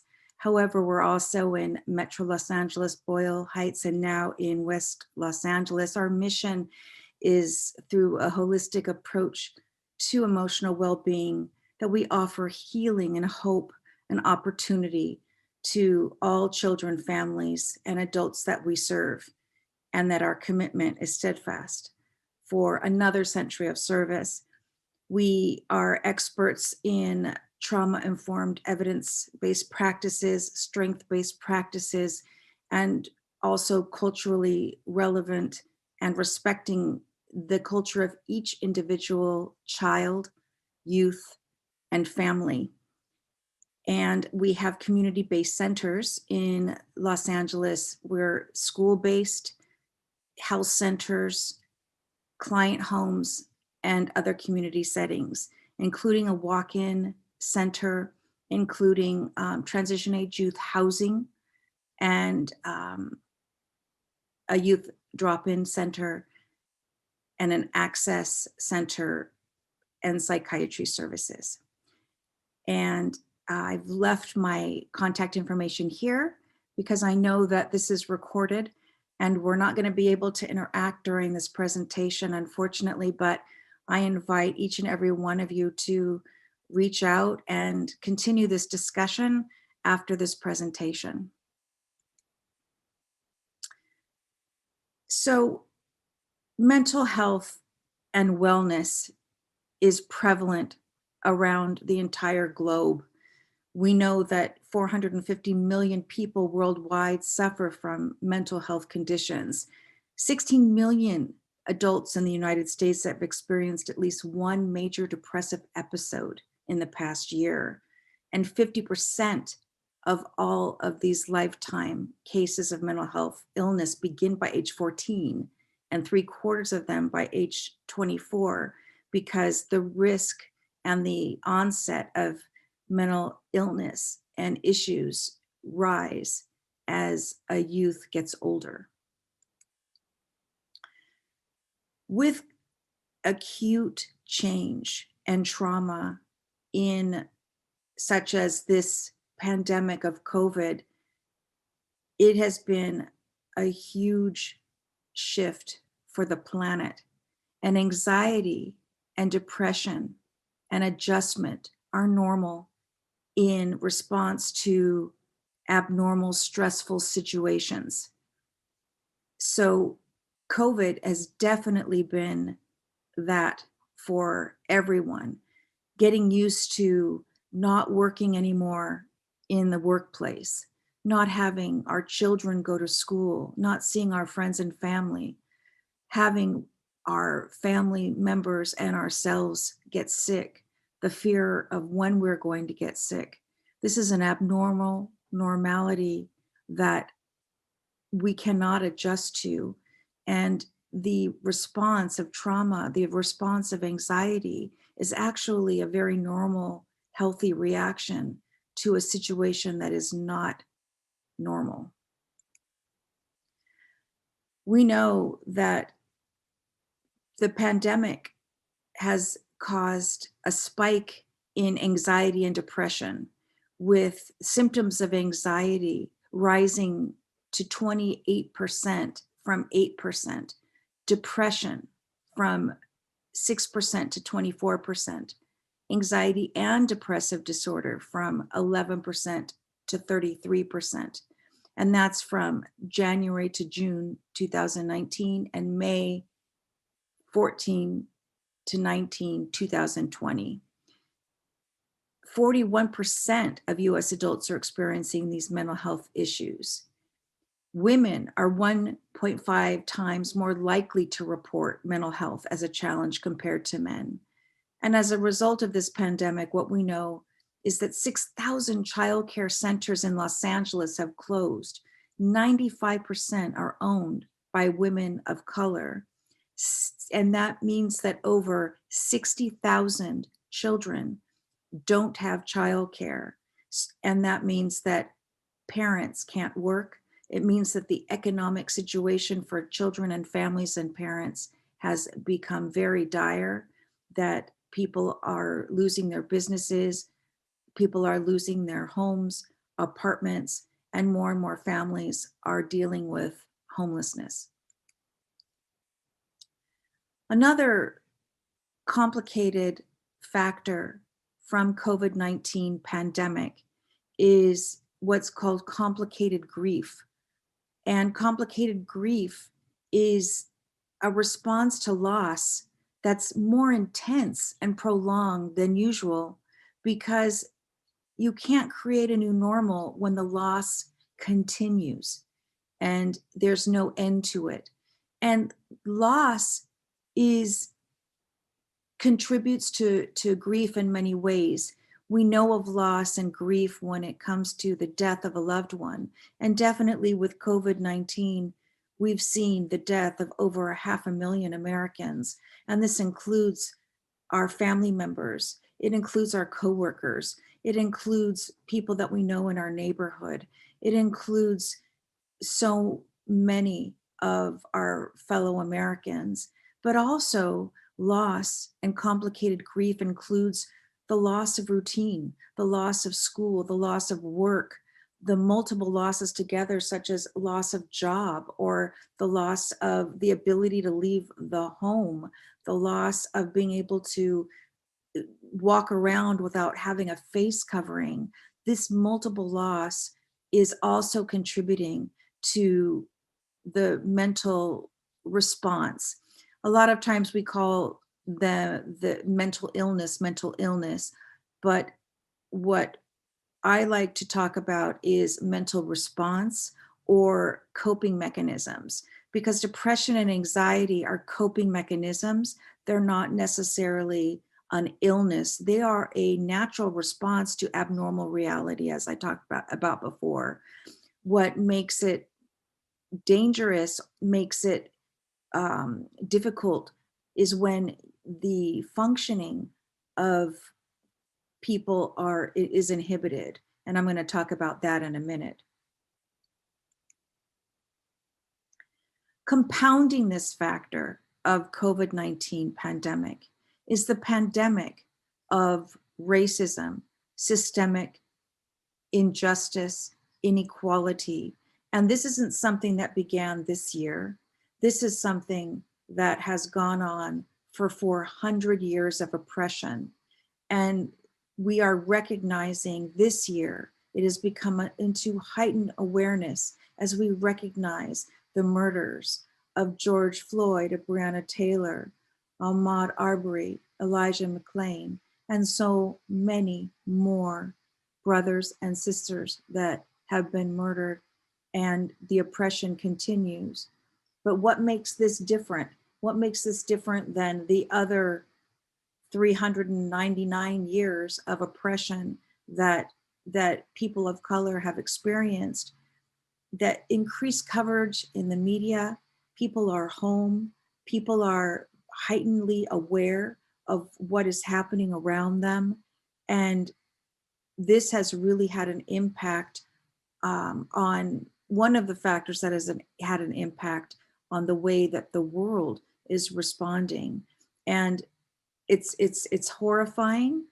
And at the same time, it's raised a level of awareness and possibility of moving the needle just slightly forward to change. Systemic racism has been embedded in the social structure of political life and organizations forever. And when we talk about systemic racism, we're talking about everything from the individual, the implicit bias, not knowing what's below the waterline of the iceberg of what I don't know that I don't know, the biases that I have that I'm not even aware of, my attitudes, how I've been raised, the sayings and the speech that I use that I'm not aware of, to the interpersonal, my family, my friends, my social networks. What are my behaviors and the people that I choose to associate myself with? From organizations and social institutions, who's being hired, who's being promoted, how are people of color treated within organizations, what statements are being said around other people in the community, relationships between organizations. Are there open organizations that work together, or are there marginalized communities and marginalized sectors without intersectional collaboration and support? And there's public policy, national, state, local laws and regulation. We're seeing now fighting for voting rights, voting restriction, redlining. Racism is embedded in every social structure, whether it means you're born in a community and because of your zip code, a bank is not going to loan you money to purchase a home because of the color of your skin and the zip code that you were born into. This structure has got to be shifted and has to be changed. And the awareness now is being raised more and more every day. One of the reasons is the increased visibility of the violence and the hate crimes by law enforcement and civilians policing Black people, and the increased frequency and acceptability of this. In this study, most say it's now more common for people to express racist or racially insensitive views. Here, for example, 65% of participants in this study said that it was more common for people to express racist or racially insensitive views. And 45% of participants said that it's become more acceptable for people to express racist or racially insensitive views. Living in a world like this leads to racial trauma or race-based traumatic stress, which is defined as the physical, emotional, and psychological outcomes associated with experiencing or witnessing racism. We know that running our agency and our mental health services in South LA, we are historically a community that has been mired in systemic racism and oppression. A lot of the assessments that we do looking at mental issues that people come in with, barriers to functioning, have to do with depression and anxiety. But traditionally, mental health doesn't look at racial trauma or racial-based traumatic stress, which is one of the largest factors contributing to depression and anxiety. And we need to really lift that up and look at that as a barrier and a factor and one of the elements that need to be healed. And how do we heal that? One of the impacts of the racial trauma, as well as other traumas, and the trauma of COVID, the trauma of racial trauma, is greater depression and anxiety and substance use. And here are some of the actual symptomatology, some of the experiences that people go through, including lower self-esteem, anger and agitation, intrusive thoughts and nightmares, hypervigilance and avoidance, lack of trust, numbness, concentration isn't great, reckless behavior, threatening to harm yourself, hopelessness, somatic symptoms like migraines, nausea, hypertension and cardiovascular and respiratory illness is also associated with this. Not eating or eating too much, not sleeping or sleeping too much. These are all symptoms of lack of functioning due to depression and anxiety linked to this traumatic trauma.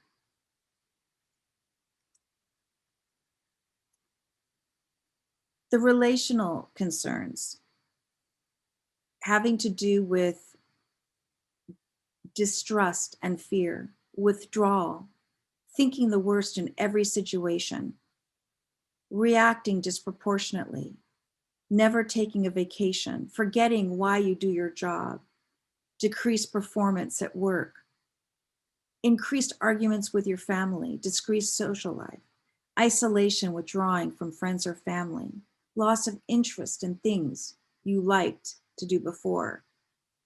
If you or people you know are experiencing these types of reactions, these are reactions to traumatic stress. And there is a hope for healing and a hope for coping through these pandemics of racism systemic racism, and COVID-19. Getting help. There's so many stigmas for mental health. And one of the barriers to the stigmas of mental health in so many cultures is it's for crazy people. It's for people that it's not me that's going through this. I'm okay. I'm just, it's just having a bad day. The truth is that the traumatic stress can actually change the way our brains work. And so it's very important to seek out professional health, to be assessed, and to make sure that this treatment that is available is achieved. And one of the ways to do that is it's wellness. It's being able to revert back to wellness and achieve wellness after and during traumatic stress, and abnormal normality, extra coping skills. One of the ways that we can do this is through formal therapy, Eurocentric therapy, such as trauma-focused CBT, cognitive behavioral therapy, culturally responsive cognitive behavioral therapy, exposure and narrative and family therapy, and also cultural contributions and what they call non-Eurocentric or non-traditional therapies, like racial socialization or the talk, spirituality and faith-based community interaction, and collective and community interventions like healing circles. And regardless of the treatment intervention, it's so important that when we are intervening, we're helping one another, people are getting professional help, that there's listening, there's empathy, there's affirming and acknowledging, there's creating space for race, there's creating space for racial storytelling, grieving and processing of emotions, externalizing and counteracting devaluation, establishing safety and rechanneling emotions into resistance and empowerment. Another way to build health in an abnormal normality is knowing what's within my control and outside my control. And this is an exercise that everyone can do. What's within my control, I can build resilience. I can follow the latest information, but also restrict my information intake. I can focus on what's important to me and do the things that help me heal. Do you love to dance? Do you love to garden? Do you love to be with animals? Do you love to advocate, be an activist, be out in the community? Do you love whatever you love? Reconnect with those things that you love and make sure that even though you may not feel like doing it, you push yourself to do it. Knowing what your diet is, making sure you're nourishing yourself, making sure that you stick to a routine, even though the routine is changed, you're reestablishing the routine. And right now the routine's going to change again because of the fact that we are going back to work, we're going back to school, and there'll be some transition anxiety as well. Exercising is very important as well. And then knowing what are the things that we don't have control of, which are things like schools opening and closing, other people's decisions, the weather, traffic, COVID-19, but we do have control over the vaccines that we take. So really knowing these things will help us begin to empower ourselves. Another area is what can we do in the area of systemic racism to begin to build in our organizations, acknowledging, building, creating, developing, and expanding the history of a specific and accurate systemic racism definition, understanding the violence against people of color, building the community, encouraging the discussion, and creating a psychological safety, space, to be open and honest, to understand implicit bias, to develop plans of action to dismantle systemic racism, and expand beyond diversity and equity and inclusion to justice.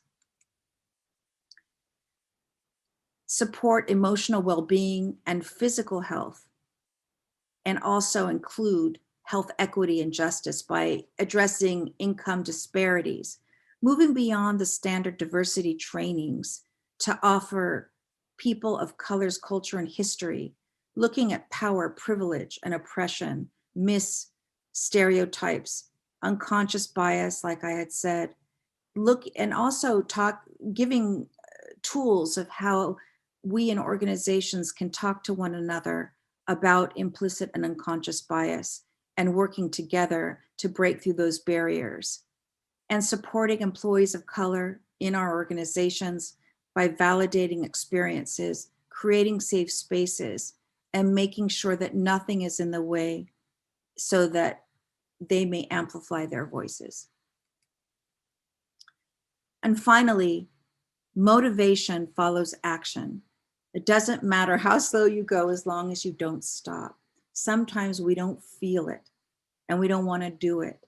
The key is do it anyway. Motivation follows action. You don't feel like getting out of bed, you get out of bed. You don't feel like eating, you eat. You don't feel like exercising, you exercise. You do the things that you don't feel like doing, and then you feel like doing them. These are critical pieces in these huge pandemics that move us forward. So I've included some pages of references in this PowerPoint that will be distributed following for people to research and look up their own information and resources. And I leave you with this final quote, that given the impact of racist incidents on mental health professionals and organizations have an ethical obligation to facilitate strategies that empower ethnic minorities to demand equality. I thank you for your time. I thank you for your attention, and I look forward to continuing the conversation in the future with each and every one of you. Have a great rest of your day. Thank you, Miss Marin. Please welcome presenter Dr. Daniel H. Geschwind, autism researcher and director of the Center for Autism Research and Treatment at UCLA. Hi, my name is Dan Geschwind, and it's a great pleasure for me to be here with you today and talk to you about our work at UCLA in building the future for precision medicine for African American families and children with autism.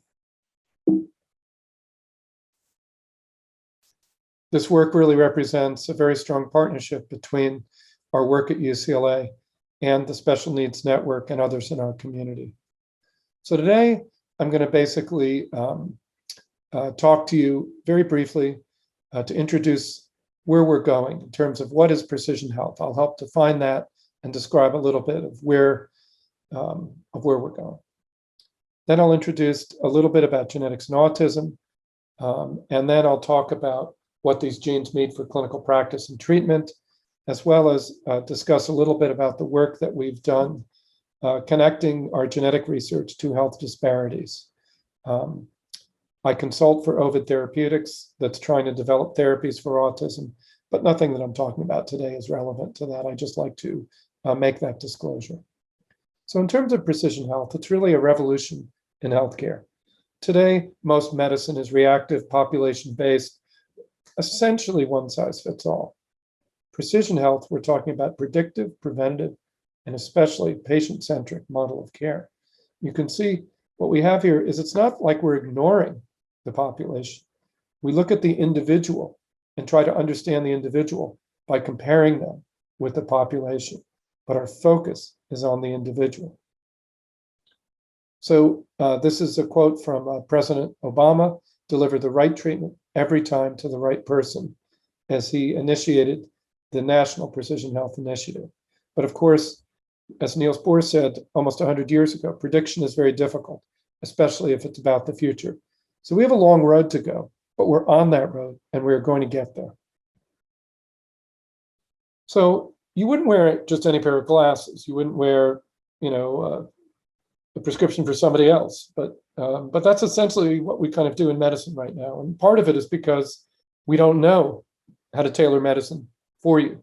And so using patients' unique differences in their genes, lifestyles, and environments, we hope to be able to predict what medical conditions one is going to be susceptible to and what treatments work best for each individual.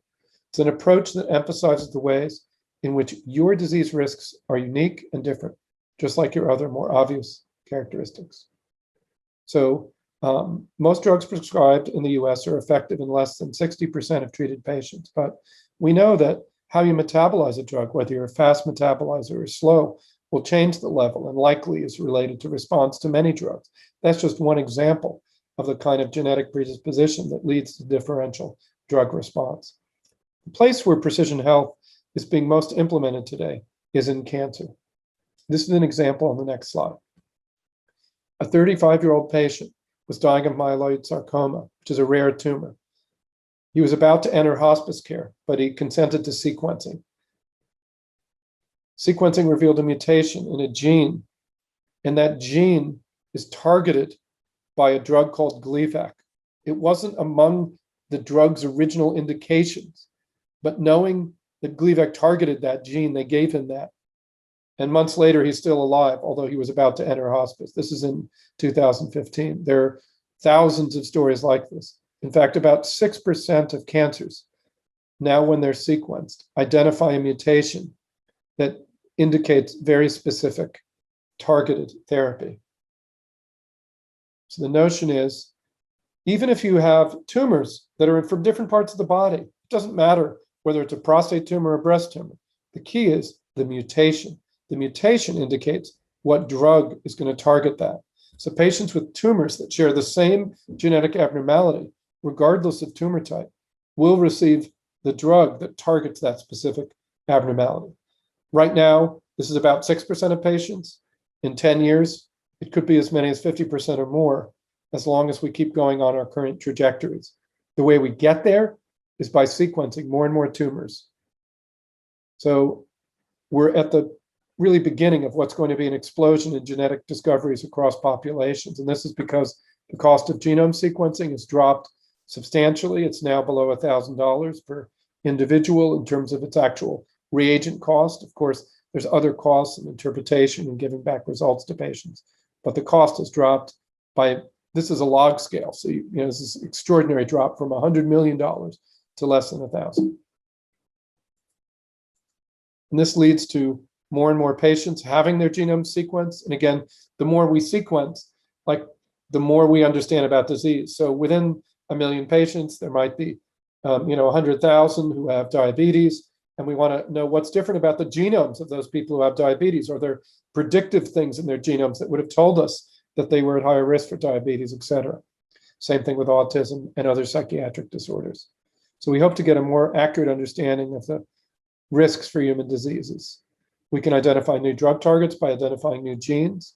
We can prevent by identifying people who have high risk before they actually get a cancer or another disorder. We can help us diagnose undiagnosed disease and optimize treatment to avoid adverse reactions and give patients the best therapy for their disorder. So even though we don't have many treatments in autism, genetics has transformed the clinical landscape, and I think moving forward will transform its treatment. In 2008, we only had a handful of genes. We had little understanding of mechanism, that is, what are the actual cellular molecular mechanisms by which autism occurs, and major pharmaceutical companies withdrew from CNS disorders in general because they had so many failures. There was so little understood, and there was very little interest in autism. 8 years later, more than 200 candidate genes. We can define the causes of autism in 20 to 25% of cases. We have clear mechanistic models and major drug development efforts in autism at virtually every pharmaceutical company. It's kind of the difference between a black box and understanding how your car works. A mechanic, like if you had no circuit diagram or no understanding of how a car works, when somebody brings it to you not working, you have no idea where to start. But if you know what the mechanisms are, you know where to start and you know what the proper therapy is for your car. So one thing I'm going to give a little primer in genetics now, just very, very briefly, in that genetics is as diverse as human populations, but I'm going to dichotomize it into two things. One is mutations, rare mutations that are significant to be causal, like a Down syndrome, or an autism, Fragile X, or a 15q duplication, or a CHD8 mutation. If you have that, it's a large effect mutation that's causal. Whereas most common genetic variation, that is things that are more than 1%, have very small effect sizes. So there's this relationship between frequency, that is, things that are very frequent have low effect sizes.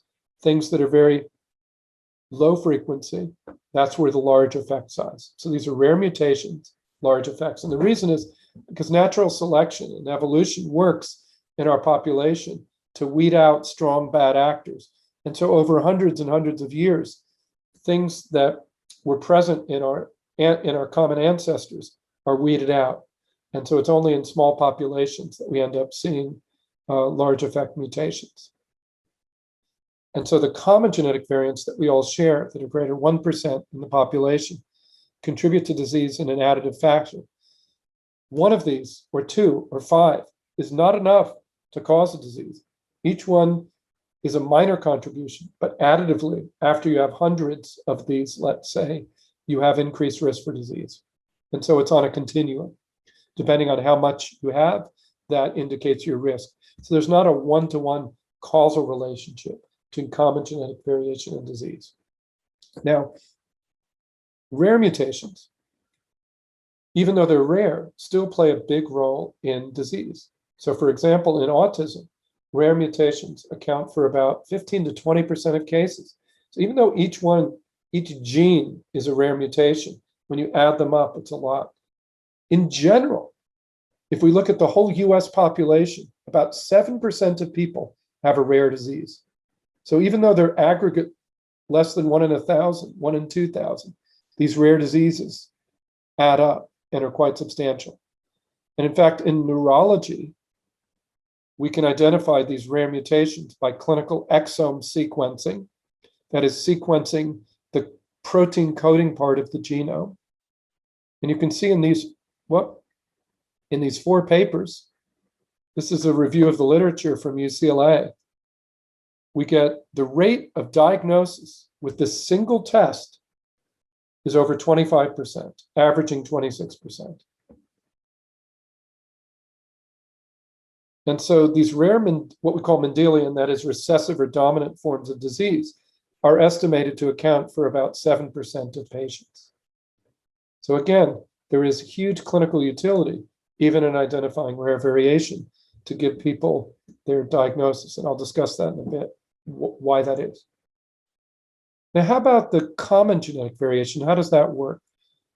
Because we know that if I have like 5 common genetic variants associated with autism, and most of us do, that's not enough to cause autism. How does that work? Well, let's conceptualize this. There's a range. You have an additive risk score. You're either at average, which is shown here at 0, or the vast majority of people are within 2 standard deviations. 95% of people are kind of within 2 standard deviations of average in terms of the risk. And imagine thinking about this as additive. You're just piling on these small risk factors. And as you pile them on and get increased risk, you're carrying more risk alleles, that is, copies. And those with fewer risk alleles have less risk. Think about, let's say, something like diabetes or high blood pressure. Again, if you have more of these, it's putting you at higher risk. Not a one-to-one relationship. It's not 100% predictive. It's just increasing risk, so that all the individuals that, let's say, sit at the top 5% or 1% of people based on this additive risk might have a 5-fold or 10-fold increase in disease risk relative to the average. In some cancers, this is the case. And people are beginning to think about, instead of just testing every woman by their age in breast cancer, take factors like age, family history, and genetic risk into account and use that to screen. Because maybe if you're sitting in this top range, you want to be screened earlier than people who are in the bottom range. Avoid radiation, avoid all the cost, etc. Now, for autism, the idea is that perhaps we could identify people in this top risk when they're born, let's say those in the top 10 or 20%, and just make a note of that. And just, people are going to have risk for a lot of things and never get it. But we just watch those people carefully so that if we do see signs, we can intervene early. And we know that early intervention is helpful. So to summarize, the implications of knowing genetic causes of disease. If you know the genetic basis, it has significant implications for treatment and recurrence risk. If you have polygenic cause, that means it's inherited, but there's not one variant. It's a whole additive risk. If you have a single gene mutation, it depends whether that was inherited or not. Down syndrome is not inherited. It is genetic. It's a mutation in the germ cell. So if it's a new mutation like Down syndrome or a germ cell mutation versus recessive or dominant mutation, that can make a huge difference in what the risk to the next offspring might be. But it also has significant implications for treatment and prevention. One of the reasons we started in autism genetics was to find the causes so that we could begin to understand mechanisms and begin to build a model of what was going wrong in autism so that we could identify the mechanisms and then target therapy towards it. Could be that in some cases, the mechanism of mutations might be preventable. There's an association between paternal age. As fathers get older, the risk of these new mutations or de novo mutations goes up. So perhaps we can understand what that mechanism is and prevent it. And of course, by identifying people at high risk, we can diagnose earlier and intervene. So again, to summarize another aspect of this, not all autism is the same. An individual with autism, it's not defined by etiology, it's defined by behavior and cognition. So I've just kind of cartooned out kind of three basic, differences. You may have a child with autism who has one single rare Mendelian major rare mutation that's causing the disease. That might account for 15 to 20% of autism total. But among those 15 or 20%, there are going to be hundreds of different genes, none of them common, all of them rare. Here, you might have a rare mutation, but then something else that puts you over the edge. So epigenetic, environmental, or other genetic. And then what most people are going to have is a panoply of factors, common, genetic, what are called single nucleotide polymorphisms or genetic variants, the common things present in more than 1%, those things that are acting additively that add up.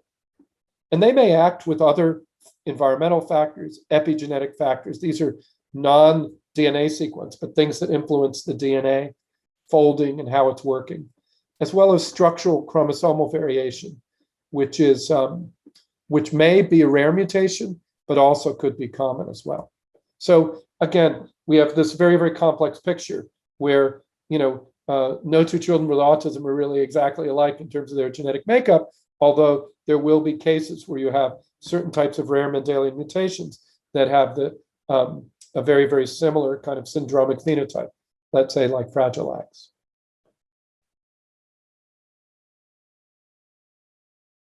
So what we can say that we found in autism is that if we do genetic testing in 100 cases of autism, we'll find a causal large mutation, like on the left of that last figure, in about 20 to 25% of cases. But this has been mostly determined in European populations. We don't know what it's like in other populations. And as it turns out, your population history and who your ancestors are makes a great deal of difference in terms of what your genetic variation is going to look like, as I'm going to discuss in a second. And although genetic testing is indicated in every case of autism, insurance coverage isn't straightforward, and this is something that is definitely not widespread implemented yet in the United States. So first of all, let's understand that the sampling, the European sampling bias, is not just in autism, it's in all genetic studies, in all studies of mental health. European, in the US census in 2013, Europeans were about 63%, but made up 90% of the people in genetic studies, and that hasn't changed a lot. There's a huge underrepresentation of Hispanic and African American. So we decided it's very, very important, as autism genetics was beginning to be successful more than a decade ago, that we really needed to increase diversity and include groups that had been historically underrepresented. So we began to work in African American populations. And I think that's an important driving factor. But another important driving factor is that genetic diversity is critical to improving the accuracy of genetic testing. That is, that knowing about genetic variation across a lot of populations informs how you interpret those genetic variants. And this is a paper that just shows that by only studying a single European population, you can be misled as to what genes actually cause a disease. Another point that I want to make is that we're not talking about race here. Often when we do ask patients, what is your self-reported race? How do you identify yourself? But race is a social construct. Ancestry is something immutable. And one point I want to make, we can distinguish very different individuals by genetics, but ancestry is a continuous measure. It's continuous. It's not a dichotomous. It's not a social construct like race. Many Americans who report themselves to be of European descent have as much of 50% of their DNA that contains variation that looks like it's an African genome. So let's look at European Americans here. So this is showing the proportion of self-reported African ancestry, and this is the in each self-reported ancestry. So this tells you that 100%, that a huge number of people, that everybody who has a proportion of African ancestry, around 28 to 29%, that means a third of their genome, all self-identify as European Americans. There are people up here who have close to 50% African ancestry who self-report as European, and vice versa on the other end. So just making the point that we're looking at ancestry, we're looking at genetics. We're not using social constructs to just begin, because that will just continue, I believe, to propagate kind of, disparities and misinterpretation of these data. Another reason we have to do this is that if we want to predict risk in people using that kind of polygenic score, this is showing the higher the bar, the more accurate. This is showing a big separation between cases, autism cases and controls in whites. If we use that same score, it essentially doesn't work in the other populations. Risk scores developed in European patients do not work in non-European populations. We can do things to improve that, but it's still not as good as having the data. So we went out to collect that data, and 8 years ago started this UCLA Autism Center of Excellence. It's funded by NIMH. It's our center is at UCLA, but we also collaborate and collect families from Wash U in St. Louis, Emory in Atlanta, and Albert Einstein in New York. We're in our 8th year, and again, we have multiple sites.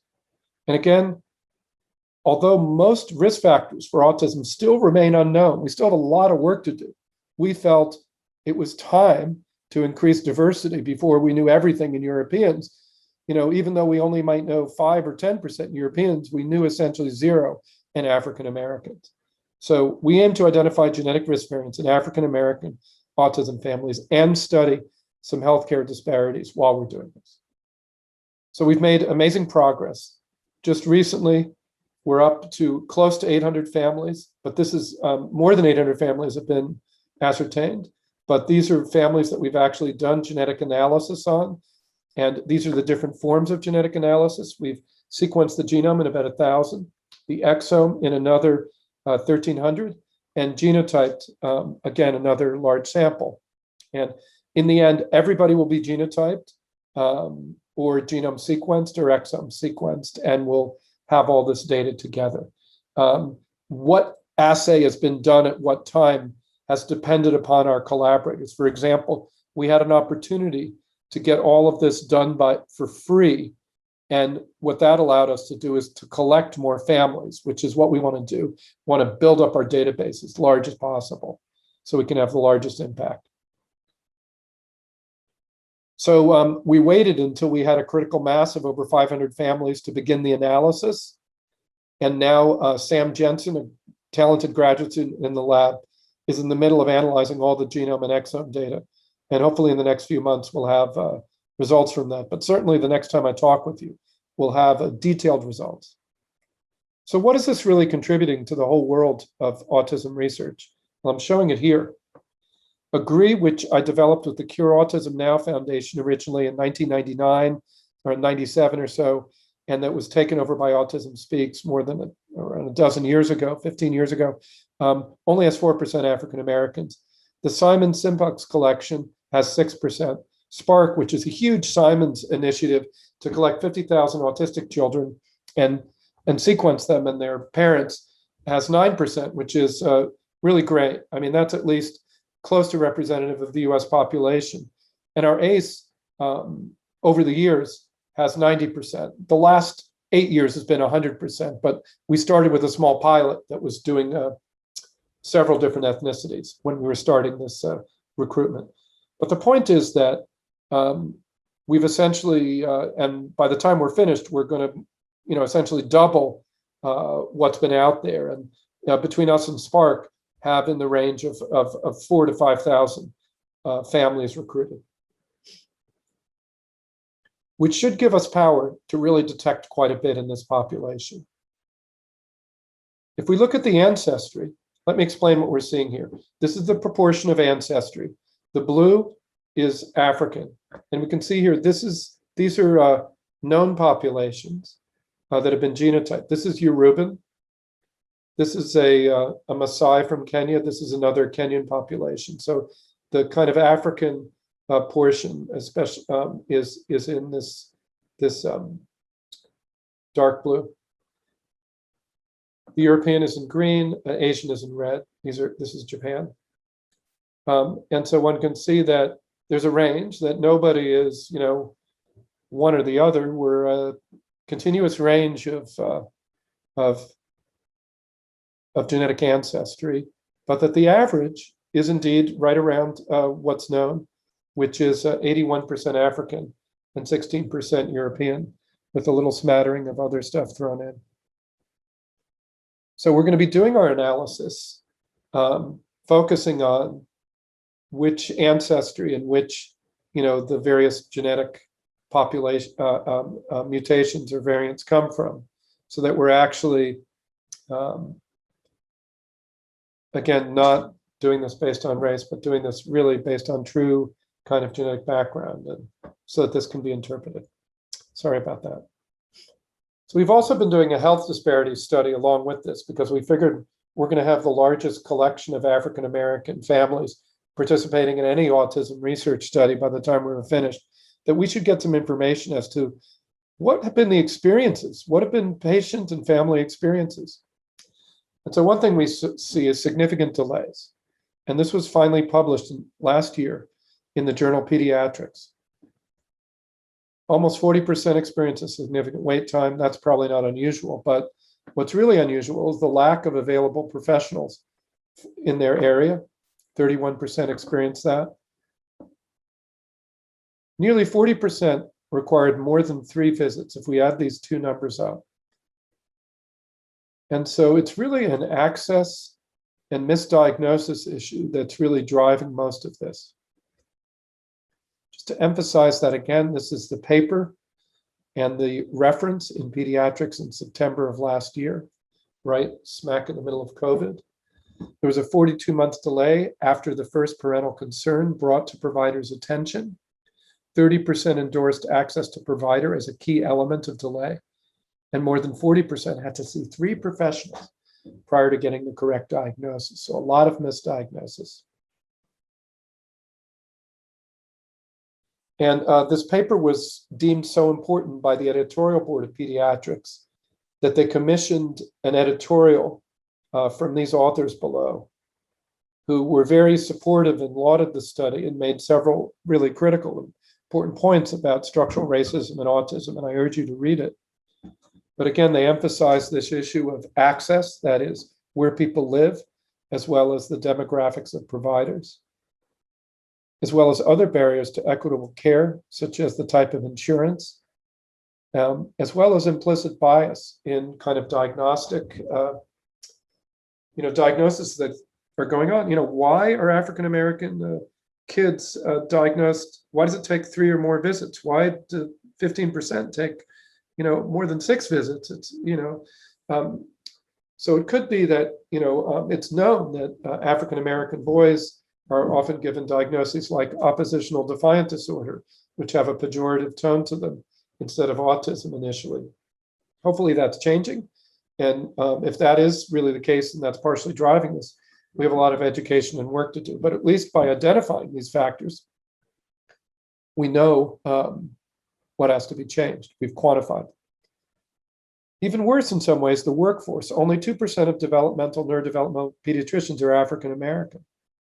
We really need to emphasize and work on making this an attractive and attainable career path for children and high school students who are thinking about what to do with their careers, et cetera.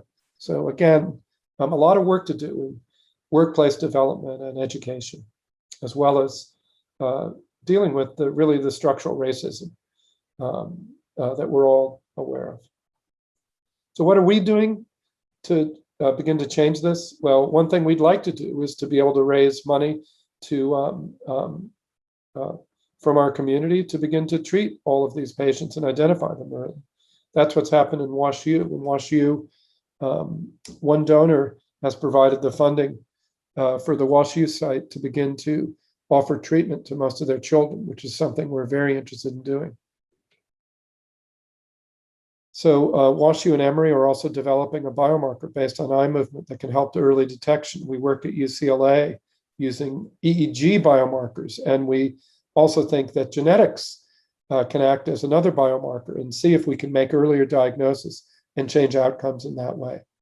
But of course, if providers aren't available, if services aren't available in certain geographic areas, et cetera, we have a problem. But we're hoping that one way to level the playing field is to create objective forms of measurement that can stratify patients at highest risk, like genetics, eye movement, and other biomarkers. Again, it's a work in progress, and I look forward to discussing this more with you later. So in summary, I've told you that autism risk is largely genetic. Its etiology is really multifactorial. It's very heterogeneous. And that's why I coined the term the autisms, to really, when we look at children with autism, it is not one is really exactly like the other. So let's think about it as the heterogeneous condition that it is. But rare genetic mutations may explain up to 20% of cases, and therefore genetic testing, which is often not done, is still warranted to identify these causes. Genetics provides a route to development of new therapies by identifying mechanisms. And genetics and other biomarkers might be helpful in reducing disparities, as I just mentioned. Our goal is to achieve precision health in autism and reduce disparities. And we have to be very, very careful and watchful that as precision health is implemented, that it's implemented fairly and broadly in our society. So to participate in our study, well, first I want to thank everybody who did this work. Both Aaron Graham, who is with the big smile, who has been one of the major engines behind this work, and some of you who participated must have interacted with her. She's the main project manager and recruiter. The folks in my lab shown in these larger pictures. And I want to thank any of you and families who have participated as well.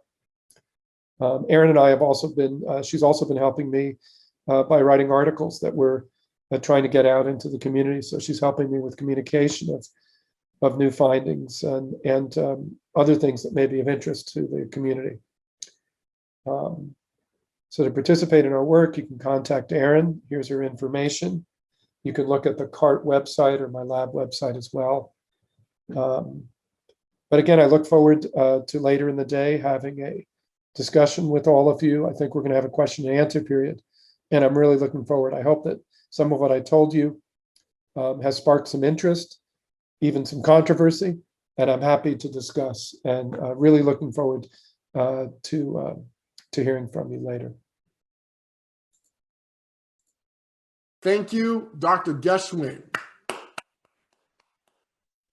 For our fifth workshop, Culturally Centered Behavior Therapy and Autism Interventions That Work, our presenters are members of the leadership team for Special Needs Network's Applied Behavior Analysis team. Please welcome Daniel Mendoza, Clinical Director, and Jessica Carter and Carolina Gonzalez, Assistant Clinical Directors. Good day. Welcome to Tools for Transformation. My name is Daniel Mendoza, and I'm a board-certified behavior analyst. Currently, I'm the Clinical Director at Special Needs Network for the ABA department. We provide culturally sensitive services to individuals diagnosed with autism. I've been in the field of ABA for about 22 years now and have ranged experience across varied populations, ages, and behaviors.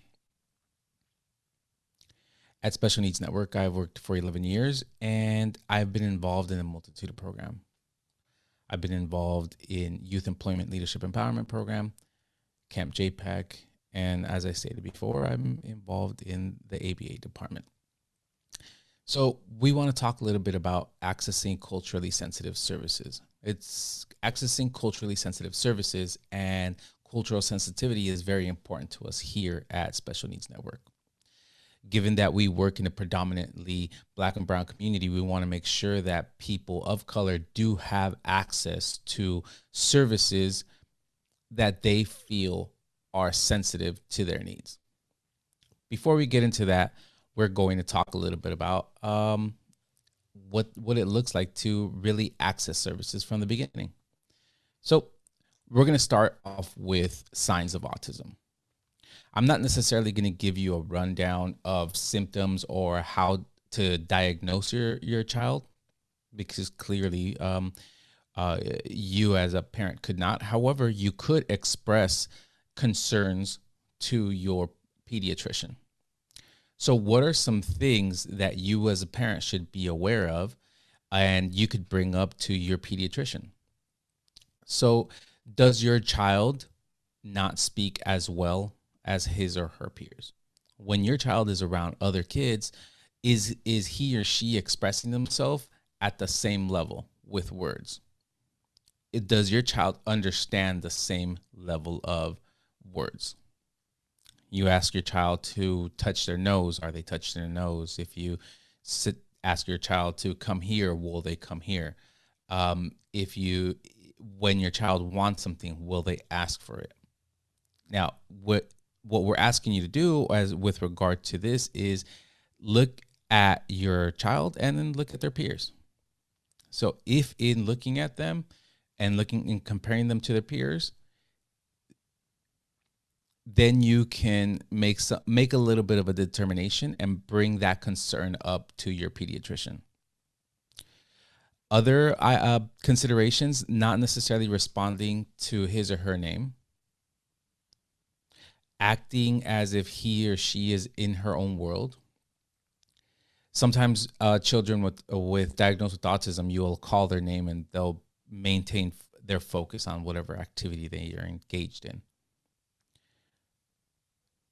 Seem to tune others out, not have a social smile. That meaning if you smile at your child, will they smile back?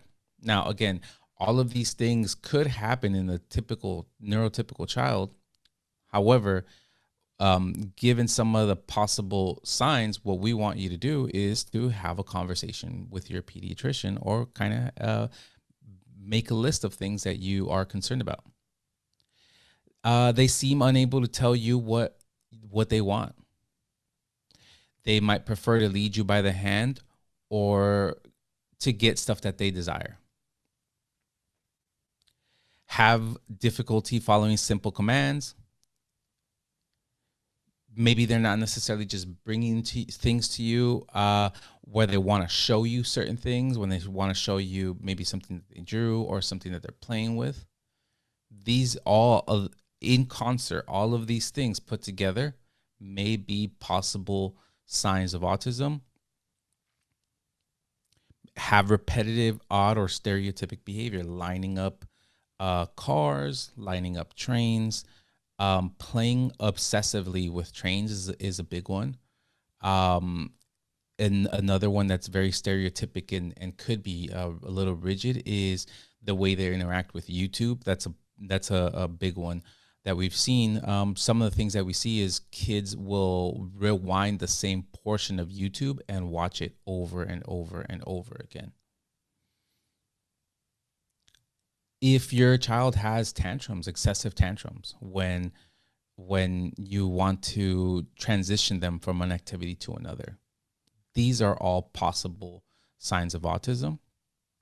And you should be having a conversation with a professional about them.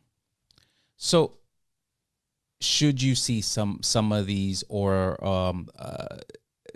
symptoms or possible symptoms or signs of autism, then what do you do?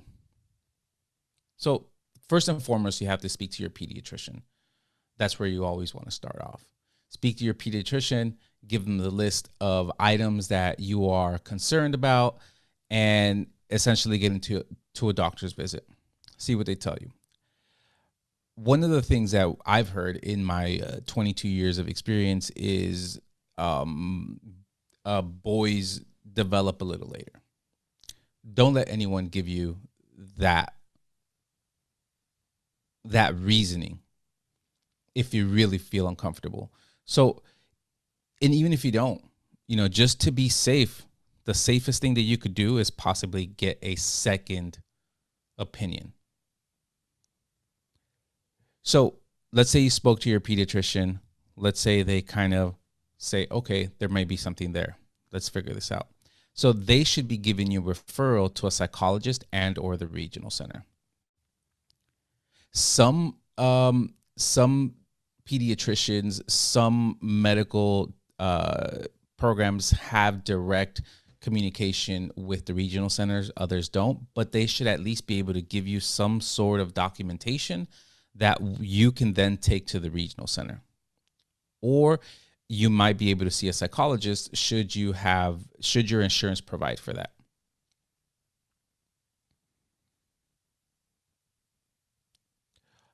Once you see a psychologist or the regional center, what's going to happen then is they're going to give you a comprehensive diagnostic evaluation or a psychological assessment.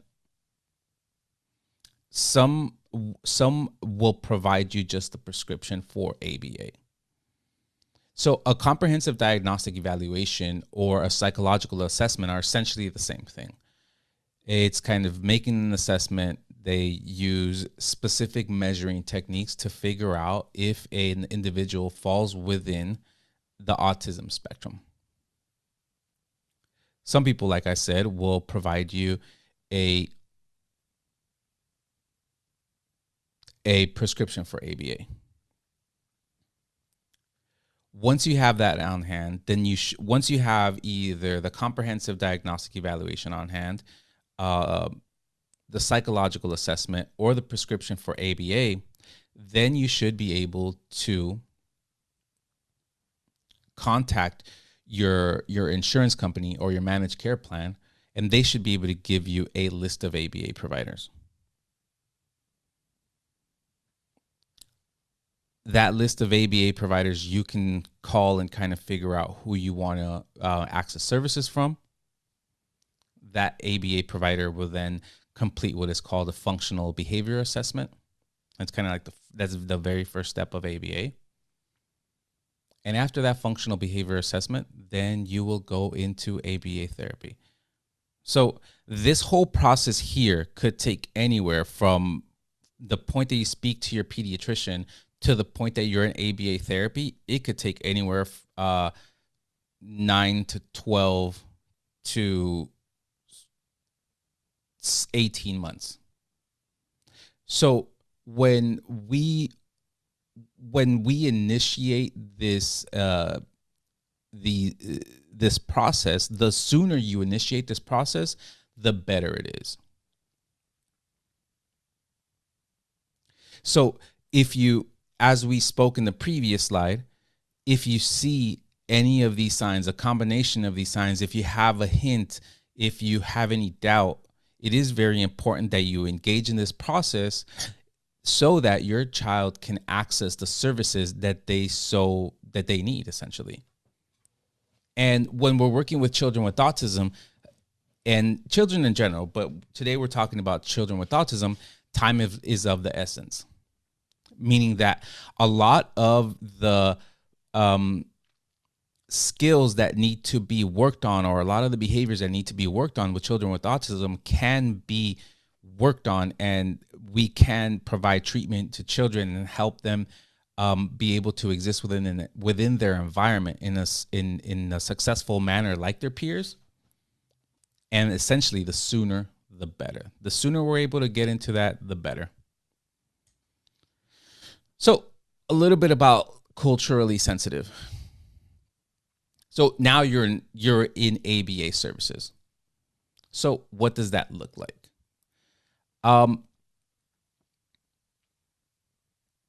Currently, like I said before, I'm a board certified behavior analyst. And within the population of board certified behavior analysts, about 9% are Latin American.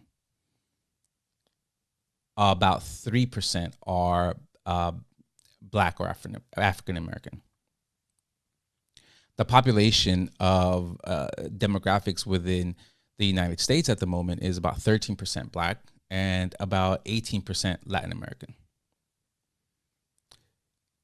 Also within the BCBA population, the predominance of individuals practicing ABA or that are BCBAs are white Americans. So this kind of puts us in a position, right, where the likelihood that you as a family member are going to receive services from someone that if you're Black and brown, the likelihood that you're going to receive services from someone that's not Black or brown is very high. So essentially what's going on here is you're going to have someone from outside of your culture coming into your home, which is a very intimate setting, that's going to be providing services to you in your home. And essentially giving you guidance on how to work with your child across behaviors and language. So behaviors and language are really embedded in culture. We have a lot of cultural practices, whether it be religion, spirituality, ethnic, racial identity, socioeconomic status, sexual gender identity. The list goes on and on. But essentially, behavior analysts need to be able to work within your home with the expectations that you have of your children. Let's say it's very important for you to go to church every Sunday or go to mosque or go to temple.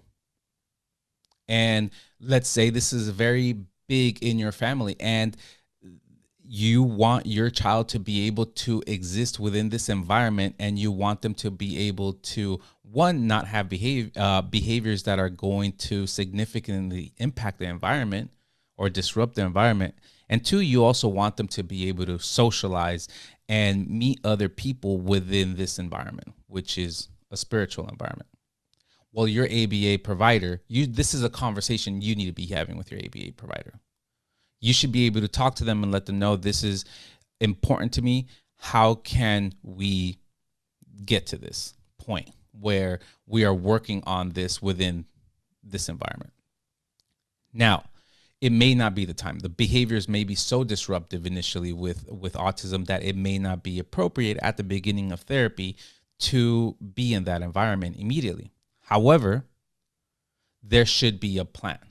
How are we going to get to this level? How are you going as a BCBA going to help me as a parent exist and kind of have what I want, what I consider a normal life, and what I consider culturally appropriate for my environment, how are you going to help me get there with my child that's diagnosed with autism? Other considerations that might need to be taken, especially now, given the state of affairs with young men of color, is the interaction with authorities. What does that look like? How is that impacted? If you have a child diagnosed with autism, he's a young man, he might come into an interaction with the authorities at some point. So he or she needs to be able to maneuver through that interaction. And the issue comes in with different levels of language. There are some individuals with autism that have very little language. There are some individuals with autism that have a lot of language. So that even is going to come to play. That needs to be very individualized. So what I'm saying here is, if you have that concern, and if you have concerns that are specific to your specific environment, you need to have that conversation with your behavior analyst, with the people providing treatment, and there needs to be a plan in place for that makes you feel okay, because ultimately it becomes a health and safety issue if your son or daughter cannot interact with authorities and come out of the situation alive. The conversation of cultural sensitivity is very long, very deep, and I guess we could sit here for a very long time and discuss. But what I can tell you is, if it doesn't feel like people are individualizing how they're addressing you and your family, then there might be some cultural sensitivity issues there. And it needs to be brought up and it needs to be discussed. Us as behavior analysts, we are not here we don't exist to tell you what to do. We exist to consult with you in how we can get you and your family to a better place. And I'll leave you with this thought. Individualization is key to treatment success. Without that individualization, we can't have the success as practitioners, as families, as individuals diagnosed with autism that we would like. Thank you very much. It's been a pleasure. My name is Daniel Mendoza, and you have a great day. Hello, welcome to Tools for Transformation. My name is Carolina Gonzalez, Behavior Analyst with Special Needs Network, and I am Assistant Clinical Director. Hello, my name is Jessica Carter, Behavior Analyst and Assistant Clinical Director for Special Needs Network. So today what we're going to be learning is a few strategies on how to manage and work around different ABA strategies for managing behavior. Okay, so whether you want your child to complete their homework, brush their teeth, play with their peers, use their words, or simply trying to navigate through a tantrum. During this presentation, as a parent, you will learn foundational strategies used day by day in applied behavior analysis. You will learn 4 new proactive strategies to do before a new expectation is placed on your child, and 3 new reactive strategies to do after behavior. These strategies can be used for behaviors we want to see increase and behaviors we want to slowly decrease. Each strategy can be applied differently depending on your household, materials, and across different skills. So let's get started. All right, first we're going to get started with the first 2 proactive strategies. Number 1 is creating a schedule. When managing behaviors, the first thing to consider is making the expectation or task a routine. You want to ensure that you have clear expectation, so you should try answering 5 WH questions. What, when, where, who, and why. By having clear expectation, this will help your child understand what will come next and begin to understand their role in the process. Number 2 involves preparing your child in advance. After creating a schedule and having a clear expectation on the tasks that will need to be completed, the next strategy is preparing your child in advance. This means letting your child know what is to come next.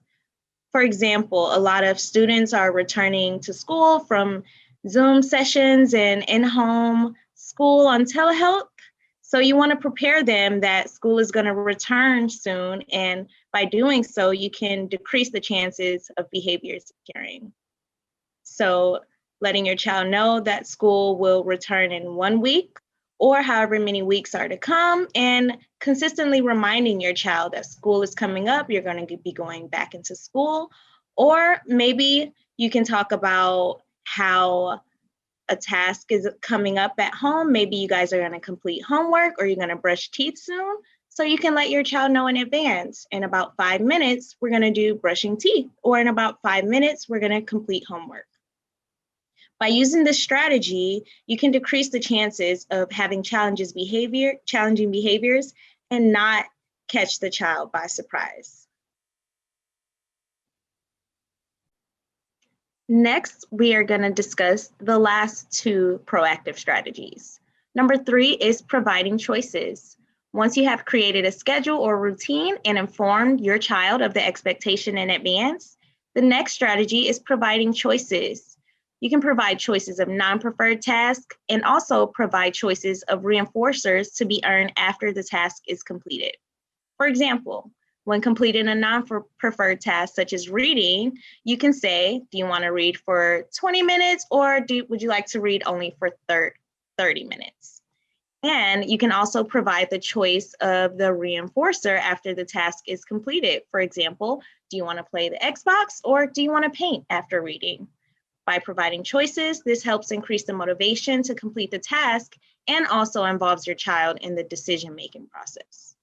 Lastly, we have the grandma rule. Once your child has chosen an item to earn after the task is completed, the next strategy would be to use the grandma rule. The grandma rule states that the child must first complete the harder task or the non-preferred task, and then they can receive the item or activity that is preferred. By using this strategy, this helps your child to stay motivated and complete a non-preferred task. And those Okay, great. Thank you, Jessica, for those proactive strategies. Now, let's get started with some reactive strategies. So, after the behavior occurs, we want to make sure that we are using a few strategies, right? So, today we're going to be talking about 3 different kinds. Number 1 is reinforcements. So, when managing behaviors, what comes after the behavior can strengthen the behavior or weaken it. If you want to continue to see your child read every day, brush their teeth without, or even if you want to see your child brush their teeth without challenging behaviors or do their homework, one great strategy is reinforcing their appropriate behaviors immediately after the task was performed. For example, your child is having challenging behaviors to complete their math homework. Before providing the instruction, use the proactive strategies, building a schedule, preparing them, provide the choices, use the grandma rule. After the homework is completed, ensure to give a lot of praise and provide that activity or even that tangible they were working for. And the key thing is to always provide this reinforcement immediately after that task. Okay, next, teaching replacement behaviors. Another reactive strategy is understanding what your child is trying to communicate when they protest, tantrum, or even cry. For example, if you used all your proactive strategies and your child is still having challenging behaviors, you can provide replacement behaviors. What can your child instead say or do? Can they ask for what they want instead of engaging in those challenging behaviors? Can they ask to reduce the work or get some help? Can they ask for more time? Now, this is going to vary depending on the language or communication skills that your child has, right? So if some examples can be like your child pointing or your child exchanging a picture, or if they do have the language for them to use their words, one word or a full sentence. Now, the last strategy is redirecting. So another great reactive strategy is redirecting. Once you have ensured to have a reinforcer and you helped with providing replacement behaviors, you can also redirect. At times, if your child is engaging in challenging behaviors, use redirecting by following through or guiding your child to complete the task. Redirecting will help you follow through with your command. This can be done vocally or physically. For example, say, "Okay, let's go finish our homework," as you begin to guide. This will help in the future to ensure your child is completing the task. Thank you everyone for listening in on our segment regarding managing behaviors, and be sure to utilize those proactive strategies, which includes setting a schedule, the grandma rule, providing choices, and preparing your child in advance. And be sure to use those reactive strategies as well, which include reinforcement, teacher replacement behaviors, and redirecting your child. Have a great day. Thank you to the Special Needs Network for that great presentation. For our sixth and final presentation, the role of parents and advocates in creating anti-racist systems and equity for individuals with disabilities. Joining us today are Egypt Leithman, clinical psychology doctoral student, and Tiara Bird, doctoral student in clinical psychology at Pepperdine University, Graduate School of Education and Psychology. Hello and welcome. We'd like to invite you to the art of advocacy so we can craft anti-racist systems and equity for individuals with disabilities. I want to invite you on this journey, this conversation. This isn't a PowerPoint or a lecture. This is a conversation to essentially adjust to the systems that are going on right now. These are for loved ones, for parents, for advocates, or someone who cares about the inequities going on to our systems. Egypt, Latham, and I, Tiara Bird, are going to talk to you about the ways that you can be an advocate, the ways we can instill this advocacy in our children, and the ways that we can communicate and bring to action, our call to action, the systems of inequality. Before we get started, we would want to extend a warm thank you and gratitude to Miss Ariva Martin for extending this invitation to have us here today. Thank you. It's wonderful people like you that create spaces and opportunities to educate the public, but also to create spaces for our children around the world. Thank you. Now that we're going to get started, I want to kind of invite you to one, take a cleansing breath. We are about to extend and go on this journey together of how we navigate these troubling systems with our child, but also how we essentially tune into ourselves to have these conversations or these times with our children. We're framing this as a now and then piece. I don't know if any of you guys remember or have taken something called applied behavioral analysis, where we do something called priming our child, right? We say, first you eat your vegetables and then you can play outside, or first you do this and then we do that. We're using that same element to have a conversation with you. We're picturing it in a now and then. What you can do now for your child, and then after you've been able to commit and walk through this journey, what you can also do then to continue your action. The first part of now is essentially tuning into your feelings. How are you and your child feeling? Do you know how they are? Have they voiced any feelings, any difficult concerns that they've had? Tuning into your child and talking to them about what their feelings look like, maybe even using a feeling wheel, which just has, plain feelings or emotions on it, can help the child navigate and point to and really put a picture to those feelings. Being able to also tune in with ourselves and ask ourselves, how are we feeling navigating these systems of inequality? How has the media played into our feelings? What are we watching and immersing ourselves in regard to feelings? Sit with those feelings. Ask your child how they feel right now. What do they think others feel around them? If they're nonverbal, even asking them to create or have art about what they're feeling is also a place to start. Tuning in, checking in is an important place to be so that we can help start the navigation of this process. Now, affirm. Affirm those feelings that you are taking in, whether you're mad, sad, angry. All of those feelings are normal. You can speak or assign to your child about your own emotions. Start off affirming and understanding and normalizing. Allow the child to express how they see others react to the situation, and also just process it together. Those pieces will help you really put into picture of how we can even start the journey of advocacy. So Tia, as you're saying all this, I actually had a question for you in terms of like communicating with a child that's nonverbal. You and I both come back from like really strong ABA backgrounds and working with children on the autism spectrum and working with children with special needs for like a while now. I think both of us have like 10 years, experience or somewhere around there.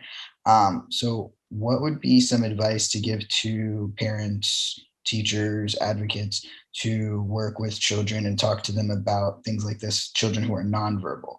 What are some like hints that you can give them? That's a very good question, Egypt, and I'm so glad that you've asked that question. I always say that the best way is to be creative, right? We have art where they can always draw their feelings, right? They can use books, right? If their child is also sign language friendly, we can also sign to them in order to use that communication and talk about feelings and emotions. Even the introductory, I think some households, sometimes we don't tune in exactly to feelings, right? We see the end of the behavior. We see frustration and anger, and we wonder where that coming from, or why, our child has maybe stepped over the cat and yelled at the cat. We don't back up and realize, where is this coming from? All these things that are placed in our systems come out in that way. The frustration, the anger, the sadness, the hopelessness, the helplessness, they all come out in those ways. And sometimes as adults, we also don't understand that children feel these ways too. They can feel anger and mistrust and hesitation and aggression, all those different things. So that's why I'm asking you to tune in, to check in first, in order to really feel like we're replacing our emotions and our time with being able to process them. And that's why affirming also helps, because when you're able to affirm and really normalize those experiences, that there are children and people around the world that are part of unjust systems, that there's systematic and inequality that goes and takes place in our world. We have to check in with ourselves in order to be able to check in with others. And that's what also brings me to the now piece of not only checking in, but just even our breath, of being able to breathe, being able to really connect. Some mindfulness activities for children who maybe even on the spectrum or that face other disabilities, maybe just walking with music, right?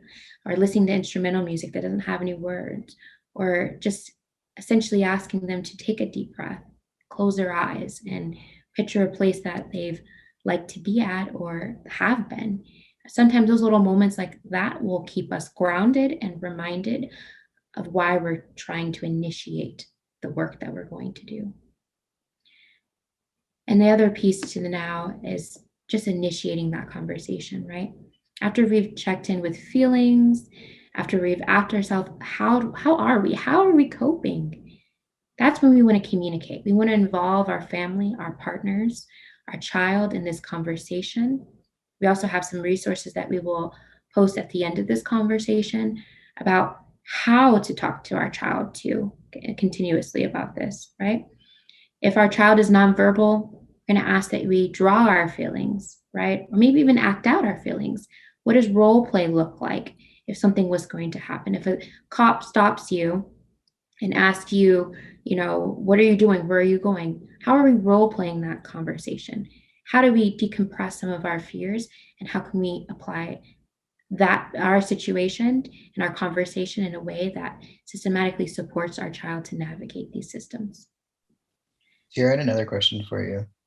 That conversation that we're sort of talking about, it's a hard conversation. I'm not a parent, but I imagine that it's a hard conversation to have with a child. I've had these similar conversations with my godson, but I'm wondering, what are some pieces of advice that you can give to parents when they feel that the conversation is hard in terms of their own emotions, dealing with difficult emotions with them, and then processing that and sort of dealing with the difficult emotions that their child might be exhibiting?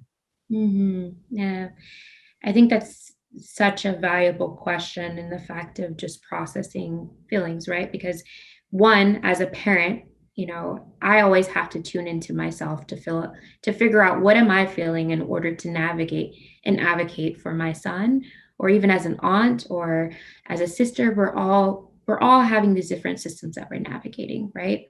And so with the processing of feelings, I have to check in with me first. I have to figure out, how am I internalizing this? How is my child also going to be taking this in? What other interactions has he or she had with navigating just processing of feelings?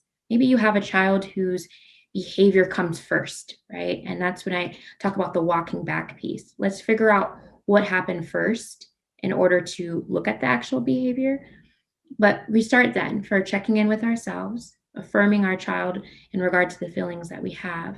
And then we are able to kind of sit to talk and initiate this conversation. And I think it goes over into your piece, right? Where we're looking at the then piece.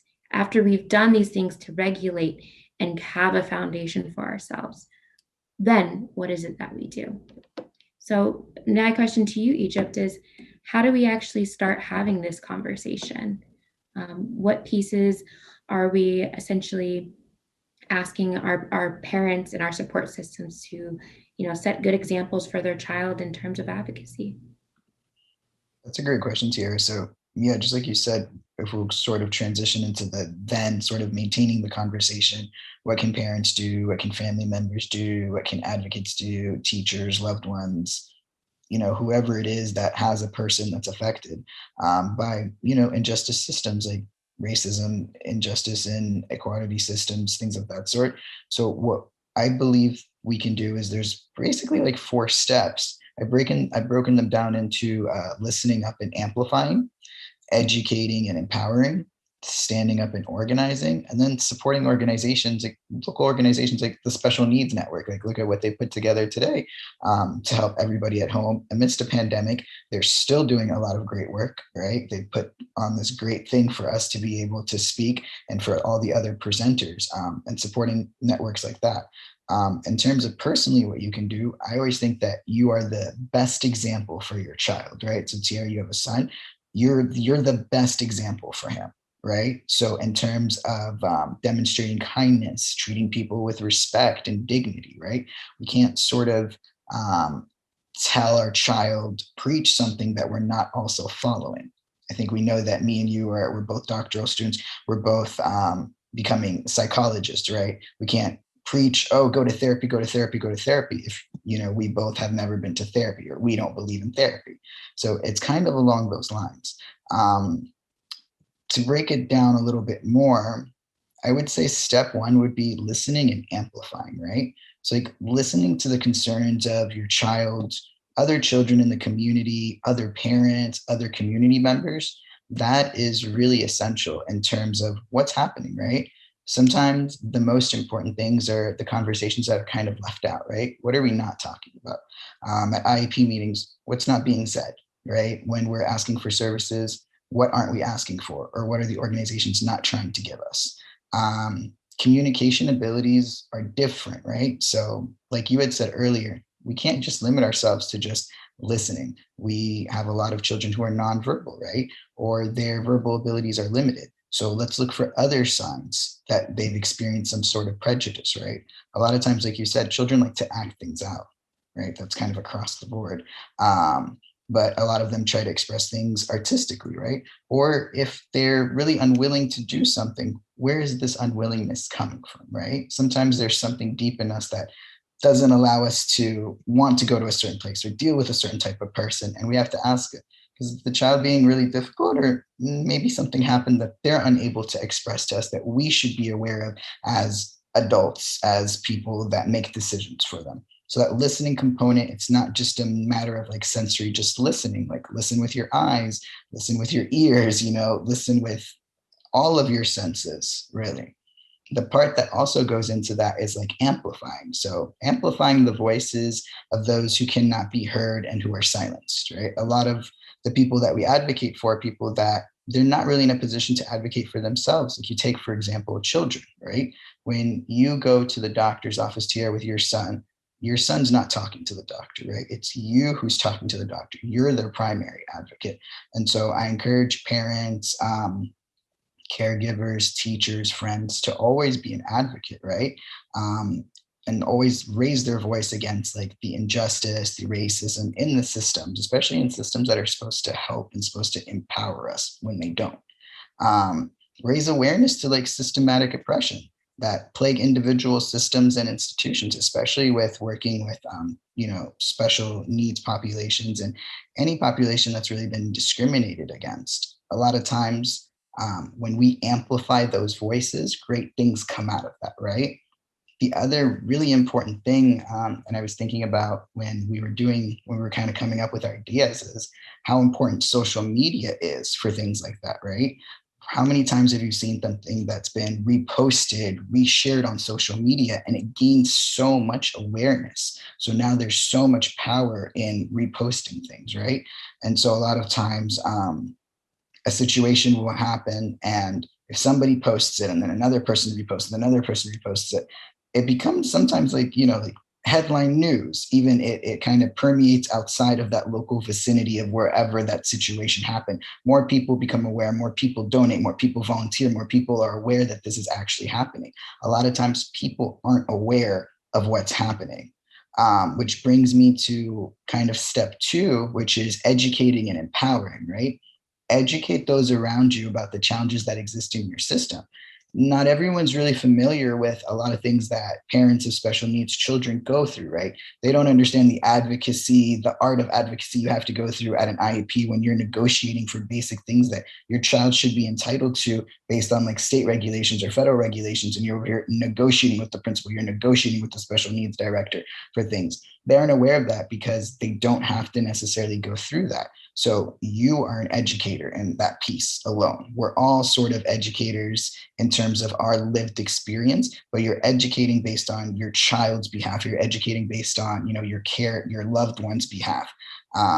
The other thing that going into sort of educating is focusing on the bigger picture. Like, what is it that you really want people to know, right? What is it about these systems that are unjust, the systems that plague sort of with racism? What is it that we want them to know about them, right? The other thing is advocate by understanding your child's abilities and learning the barriers that they face. So individually, if you have a child who faces some unique challenges, what are those challenges? And on the other hand, I think a lot of times parents focus in on the things that the barriers that their children face or what their children aren't able to do, but what can your child do, right? What are your child's strengths? I think that that's a really big part of that too, in terms of even decreasing the stigma around people with special needs, right? What are the great abilities that they have? I was just going to ask a question because I think you brought such a great point on. What are some safe ways that parents can advocate for their children? So that would be like standing up in terms of raising their own voice. I'm going to get into that in 1 second here. So that's a really good question. Yeah.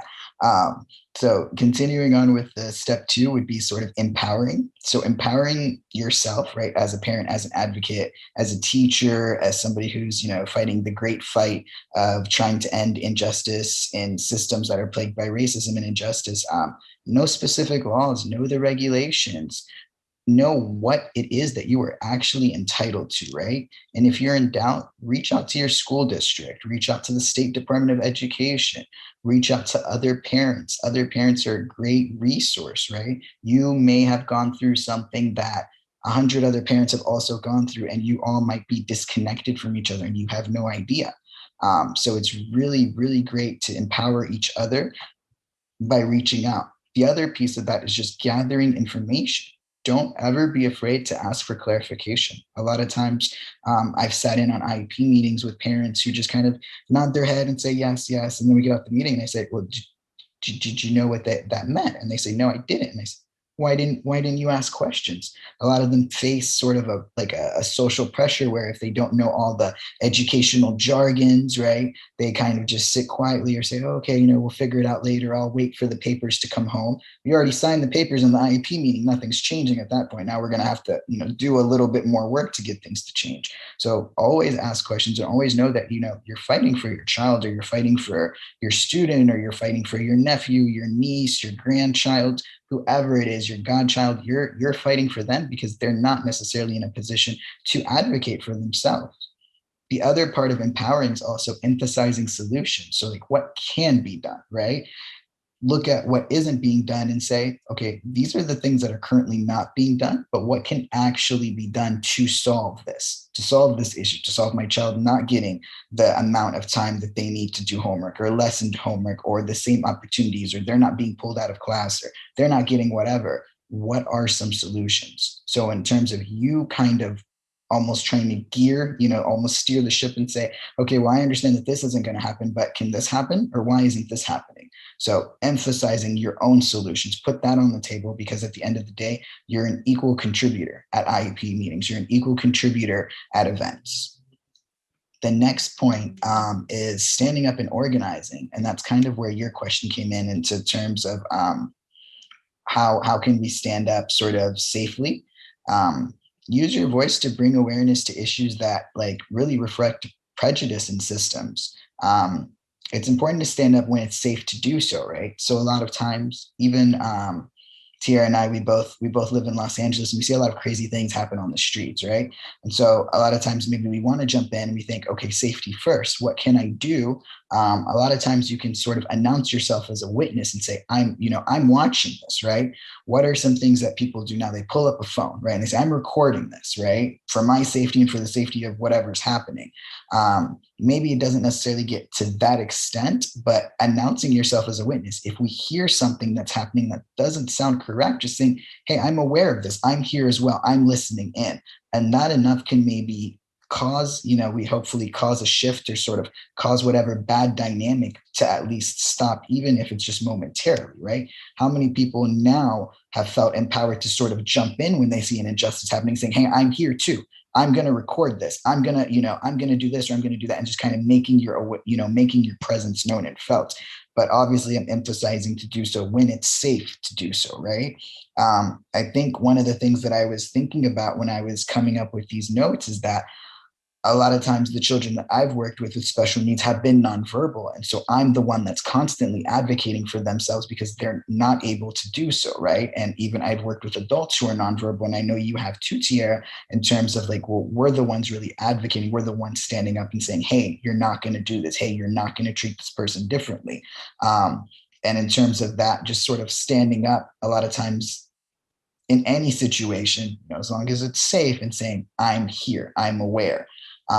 The other thing as well is just standing up in solidarity, right? So I know that a lot of times in the past, we've done a lot of different things to sort of show, hey, we're not okay with that corporation because this corporation discriminates against, people on the autism spectrum, or this corporation discriminates against women and children, whatever, right? And just standing up in solidarity, like sort of under a good cause. And be determined at the end of the day, long lasting change, unfortunately, does not occur overnight at all, right? For change to usually affect a system, it takes a while. It takes a lot of advocacy. It takes a lot of hard work, and it takes a lot of determination. And so just remembering that. On the flip side to standing up is sort of organizing, right? Unite with others who share similar passions in fighting for anti-discrimination and equity. Like think long-term gains, right? In terms of like your child's growth and their progress, right? Be sort of a futurist. Think, okay, maybe my child can't have this right now, but what can they have in the future? How can I work towards getting them that? And that's a really serious thing. A lot of times we sort of get plagued down by being told no all the time, or being told, you know what, that's not possible. You know what, your child can't attend, or you know what, sorry, we're not going to pull him out of class for art. He can just, do whatever he needs to do in his own classroom. And saying, okay, well, when can he be pulled out? Can it be pulled out in the next quarter? Can it be pulled out next year? Can it be pulled out next month? When can we make this happen? So always thinking ahead.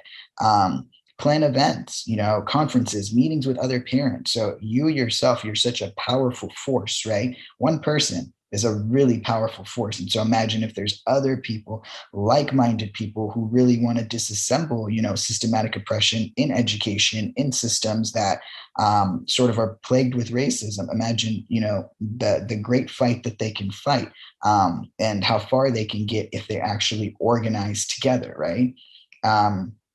Asking questions is a wonderful point, right? Knowledge is power. So ask questions. Hey, what happened at this IEP meeting? Hey, what happened here? Hey, what's going on with the PTA? Hey, what services can I get for my child? Hey, I just moved to this neighborhood. What are some, places that are sensory friendly? All these sorts of things. The more you know, sort of the more powerful you become, and the better you are at, sort of almost like weeding through these systems that are meant for the average person to not be able to weed through.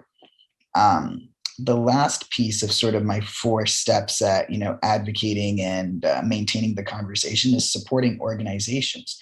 So find local, state, federal, even international organizations that like lobby and raise awareness, educate, help bring about change for anti-racism equity for individuals with disabilities. So the Special Needs Network is a great example, right? Like they brought us here today to talk to parents, talk to everybody that's attending the seminar, right? So that's one thing, like you supporting them, even in terms of just making them a relevant, nonprofit. Like, hey, did you guys hear about the Special Needs Network? Let me tell you what they actually do.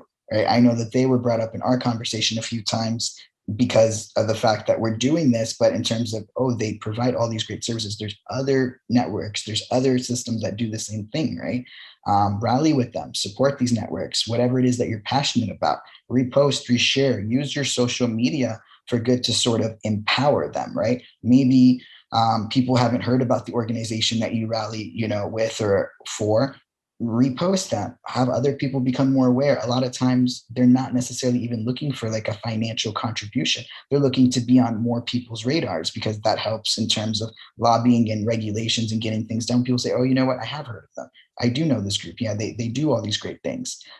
Show up for organizations. You and I volunteer a lot, like showing up for the organizations that you're passionate, that you share similar passions with. Show up with them, volunteer your time, volunteer your space, whatever it is that you can do to sort of help. I think that's really helpful. That's sort of my 4 steps in terms of maintaining the conversation. Once the conversation is had with your child, with your loved one, with your friend, with your student, now what is it that you can do? You can listen, you can amplify the voices that aren't being heard, you can educate, you can empower others, you can stand up and you can organize with other parents, with other adults. And then the last final piece is just supporting organizations. Those are some really powerful steps, Egypt. I think listening to those steps kind of just really helps us frame it in a way that is actionable, right? That we can actually do. And first, I like to think about it as an in and out experience, right? And the fact of before you're able to take action, checking in with you. And like you said, amplifying and just kind of joining in and supporting and being part of your journey, even just here with you guys being with us, listening to our conversation is a piece of supporting the movement, right? It's a piece of supporting the transition and the transformation. And so we all want to just thank you so much from the bottom of our hearts for being here with us during this time. And we will make sure that our resources and our things are posted so that you guys can have more access to be able to support. But we really want to just thank you from the bottom of our hearts for being here, listening, and starting your journey to advocacy. Thank you. Thank you. Thank you, Egypt and Tiara, for that enlightening presentation.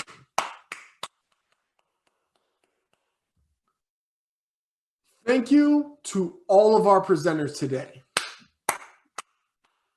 It has been an absolute pleasure guiding you through all of these thoughtful and inspiring workshops. And thank you to SNN for inviting me to be a part of this illustrious afternoon. And thank you for all that you are doing for kids and families throughout the California and throughout the whole nation. So we will now take a short 3-minute break. When we return, Our interactive live panel will begin.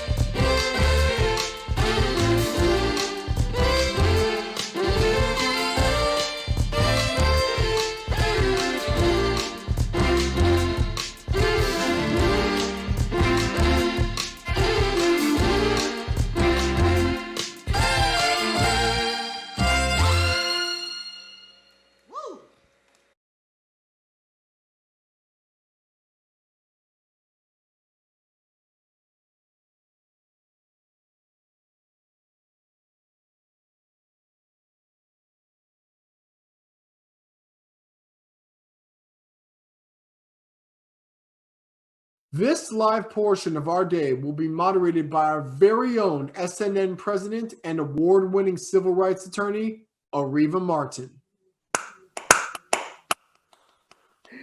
All right, thank you so much, Dwayne. Let's give Dwayne a big virtual round of applause. He has done an outstanding job moderating this afternoon's conference. I cannot be more proud of Dwayne. I got to tell you a little secret. I've known him since he was just a toddler. In fact, I had the privilege and honor to represent his family and to represent Dwayne as he was getting services through the public school and going to a non-public school. So to think of little Dwayne being in elementary school and now a double major graduate from Loyola College. He's an actor, he's a director, he's a moderator. He is the hope and dream of every parent, definitely every parent that has a child on the autism spectrum. And I'm going to just go as far as to say is Dwayne is the hope and dream of the ancestors. So another big round of applause for Dwayne. All right, big shout out to Spencer Hart. Spencer is just an amazing young woman. She's a singer, she's a songwriter, she's an actress. She has performed at so many events for Special Needs Network. She's performed at the White House. This young lady has been all over this country sharing her musical talent and her gifts, and we are just so grateful that she shared some of those gifts with us this morning. She and Dwayne, again, make us so proud. When we think about how far kids with on the spectrum, and both Dwayne and Spencer are, how far they can go when they get the support, when they get the love, when they get the services that they need to grow and to learn. This is what they can become: actors, singers, moderators, college graduates. So just no limits to what our kids can accomplish. Big shout out to Karen Briggs for those amazing violin pieces. She has just kept us so inspired with her music throughout this afternoon. Want to thank all of our presenters. Such incredibly, good, useful information that they provided throughout this conference. Couldn't have done this without them. All of these presenters volunteered their time. These are the top experts in the field of their studies throughout the country. And yes, they agreed to volunteer their time to be a part of this conference so that we could help thousands of families get information they need to help their kids grow and to thrive. So thank you so much to our presenters. Just want to give a shout out to Egypt and Tiara for really just rocking that workshop on anti-racism and social justice and how to become an advocate and an ally. This whole conference is about how we address some of the systemic issues that we know have made it difficult for kids of color to get diagnoses and services. And so to talk about and to confront some of the structural racism that kids in our community face is so important to us at Special Needs Network. And I couldn't be prouder to have two doctoral students make that presentation. This has just been about multi-generational. So we've had, more mature presenters and we've had millennial presenters, but we have tried to be diverse in terms of race, ethnicity, age, gender. We wanted everyone to be a part of this conference because we know that representation matters. And as Egypt reminded us, we've got to amplify our voices. We've got to speak up against injustices and systemic racism when we see it. In short, if we see something, we have to say something. And lastly, as Egypt said so adequately and eloquently and just perfectly, we've got to support organizations. Organizations like Special Needs Network and so many throughout the country are doing the work of supporting kids on the spectrum, are doing the work of addressing systemic racism, and we need your support. We can't do this work without you. Okay, we've been talking about rising up, so now it's your turn to talk to the experts. I want to bring on our panel. This is our interactive session this afternoon, so go to your Q&A, post a question, and we're going to pose it to our experts.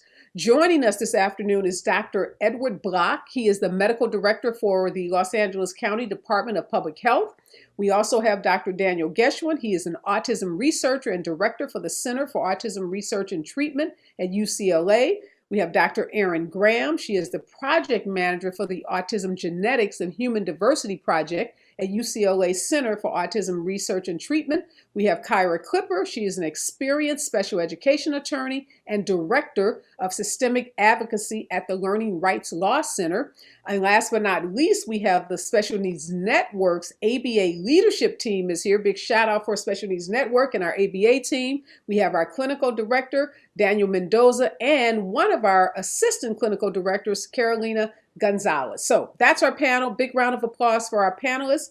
Want to jump right into this. Kyra, I'm going to start with you. The pandemic has really deepened the inequalities that already impact children with disabilities, particularly children of color with disabilities. As parents are being asked to take kids back onto school campuses, what can parents do to seek compensatory services for all of the time that a lot of kids lost last year? That's a very good question, Ariba. There are a lot of options. As Carrie Watts explained in her presentation earlier today, the IDA is still in full effect, and parents are entitled parents of kids with disabilities are still entitled to a FAPE for their children. So one very basic option, and probably the least adversarial, is to request an IEP meeting with your school and specifically request compensatory services.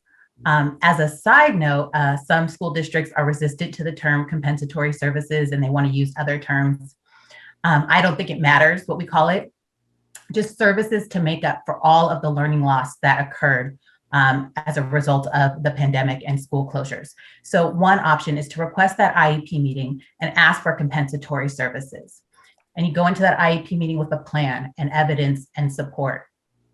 Detail exactly why you believe your child has learning loss. You can bring videos, drawing, work samples.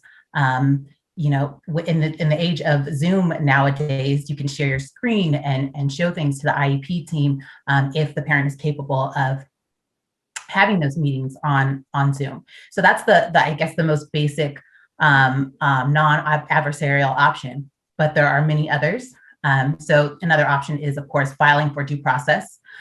So some parents have done that, and we do that at Learning Rights Law Center quite frequently. So filing for due process and actually going to mediation with the school district to negotiate those compensatory services, or going all the way to hearing. Another option is filing a complaint with the state of California, the California Department of Education, for failure to implement the IEP. So there are an array of options. I think those are the big three: requesting an IEP. And right now, the school districts have to do it within 30 days. Once summer break approaches, that stops the timeline. So it's really imperative that parents do that right now if they're thinking about compensatory services. And then there's the due process complaint and the complaint with the CDE. And just to be clear, I know we have a lot of participants that are from other states. The 1, 2, 3 steps you just gave, those will be applicable no matter what state a parent is in. Is that correct? Yes, I mean, different agencies depending on the state, but you can request an IEP. There are different timelines in different states, but California's is 30 days. But each state has their own state educational agency that you can file a complaint with. And each state also has an agency that you can file a due process complaint with. Great. All right, Dr. Block, the next question is for you. Lots of concerns people are having and have had about vaccines. We know that they are now widely available or becoming widely available to people in, definitely California and other states throughout the country. One of our participants asked what symptoms might occur after getting the vaccination. And they're asking, is there a correlation in severity from post-vaccination side effects, particularly with people who have obesity? I think you're still on mute, Dr. Block. If you could unmute your mic. Sorry about that. Correlation with what? Obesity. Is there a correlation in terms of side effects if a person is obese? I'm not aware of an extra excessive number of side effects or prevalence of side effects in obese patients or persons. No, the most common side effects are local reactions, soreness at the site of the injection, and then, the usual sort of flu-like symptoms, muscle aches and pains, fever, the kind of reactions that people might be familiar with from having had influenza vaccine. And very rarely, there can be something more like an allergic reaction. But the way that the vaccinations have been given in Los Angeles County, people are generally observed for a period of time to be sure that there isn't an immediate reaction, something that would be more like a life-threatening allergic reaction, which would be extremely rare. And if that were to happen, it would happen within the first several minutes, and something could be done to reverse that. during that observation period. No, I'm not aware of an excessive number of reactions in obese patients. Okay, great. Dr. Geschwin, next question is for you. We saw that study that came out. You were a part of it. I believe you and Dr. Constantino out of WashU in St. Louis that talked about the 3-year gap that African American children experience in terms of getting a diagnosis, and primarily because parents weren't being listened to and it was taking that long to get them referred to an actual specialist.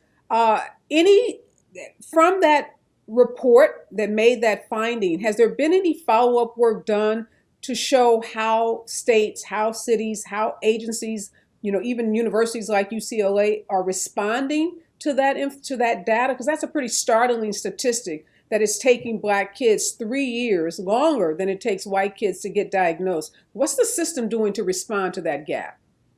Yeah, well, let me thank you, Ariva, and thanks for having me here.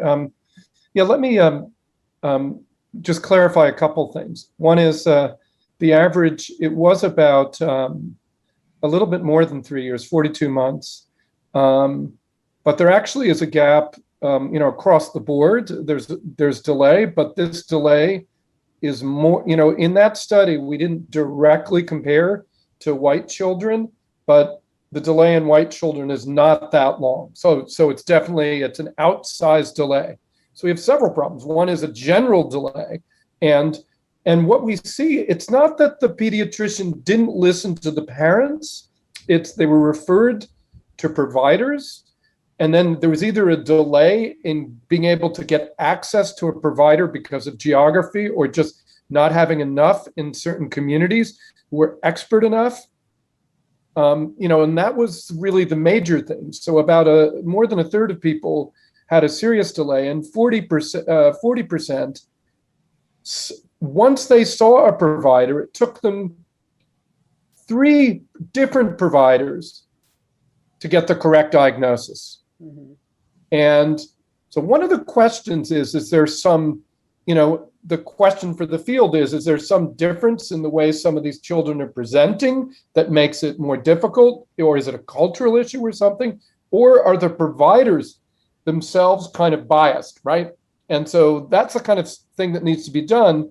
But both of those things are things that we're now working on to try to understand which of the, what's actually going on, what are the main drivers, so that then we can begin to intervene. But all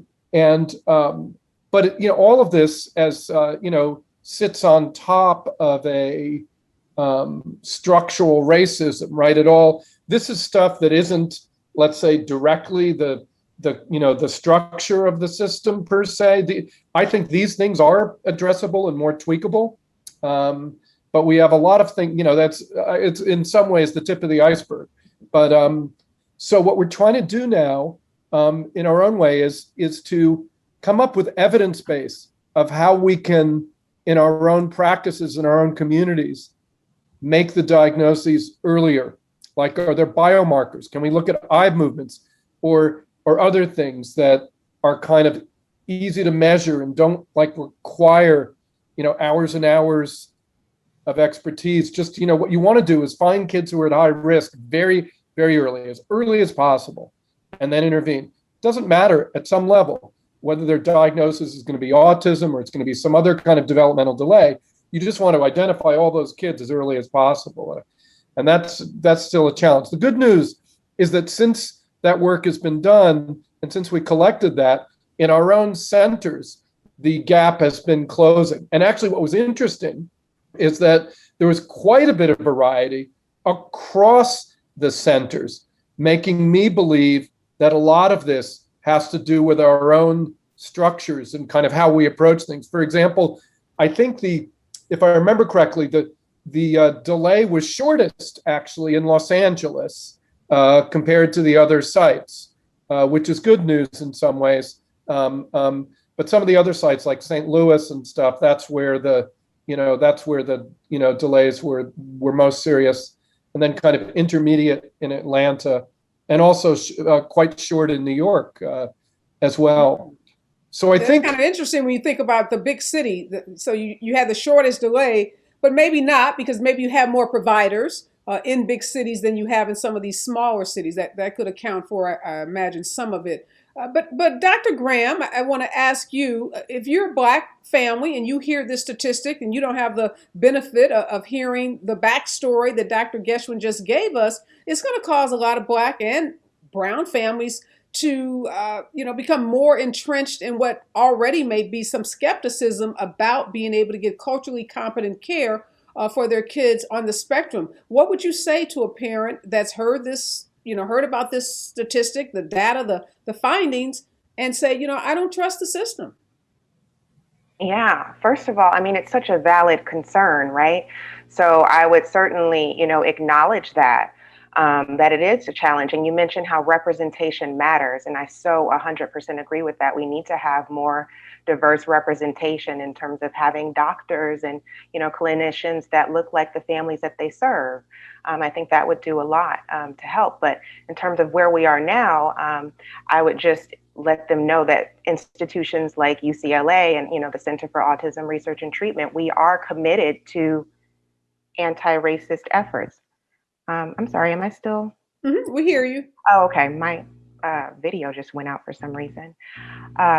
We're committed to these types of efforts. That's been the call of this moment is to really take action toward anti-racism. And so I would encourage those parents to basically call us out and, make sure that they hold us accountable, and to not be afraid to have these conversations, because I think now is a time that people's ears are open and their hearts are open. And, if we can marry the expertise that, these institutions have in diagnosing autism with just sort of an empathy and an understanding to these families, I think that'll go a long way. So I would just and I just want to give our participants a really simple example of how they can call out what Dr. Graham is saying. I got invited to an autism conference recently, and they sent the invite, and it had photographs of all of the panelists, and it was about 12, 14, 15 panelists, and they were all white.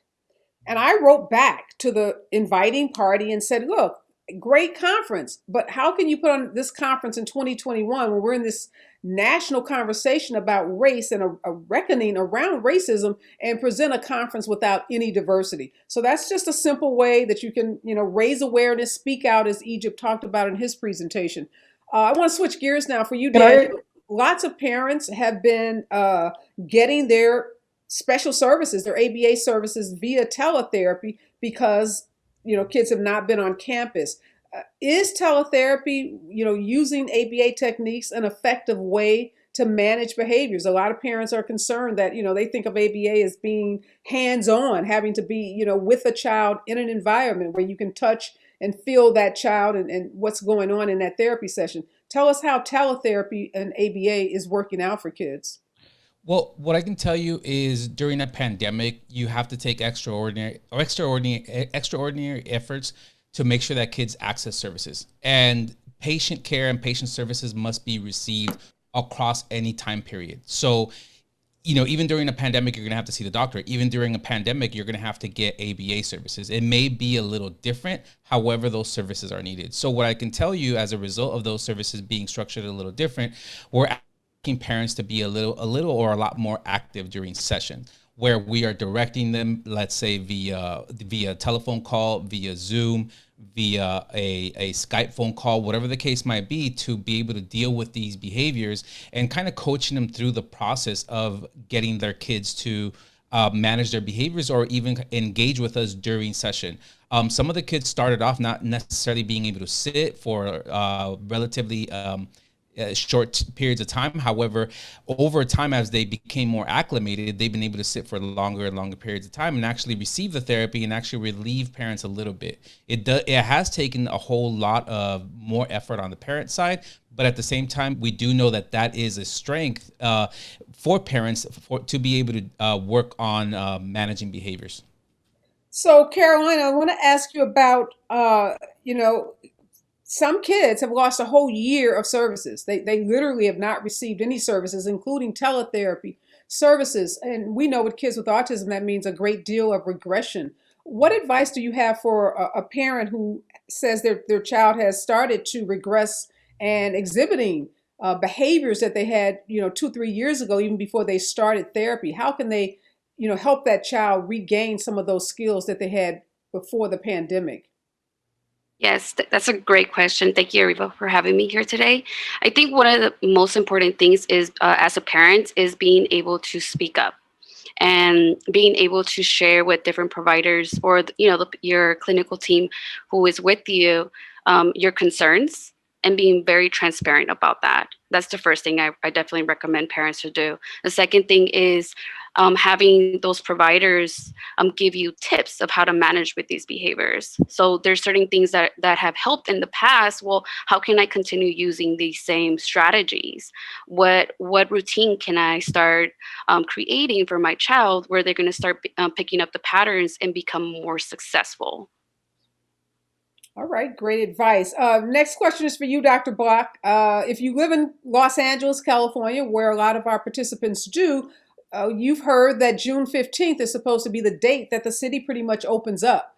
We have participants that are in other states and cities throughout the country, some of which have already opened up. But there's a lot of concern that families and individuals have about whether these decisions to open up are more political versus scientific.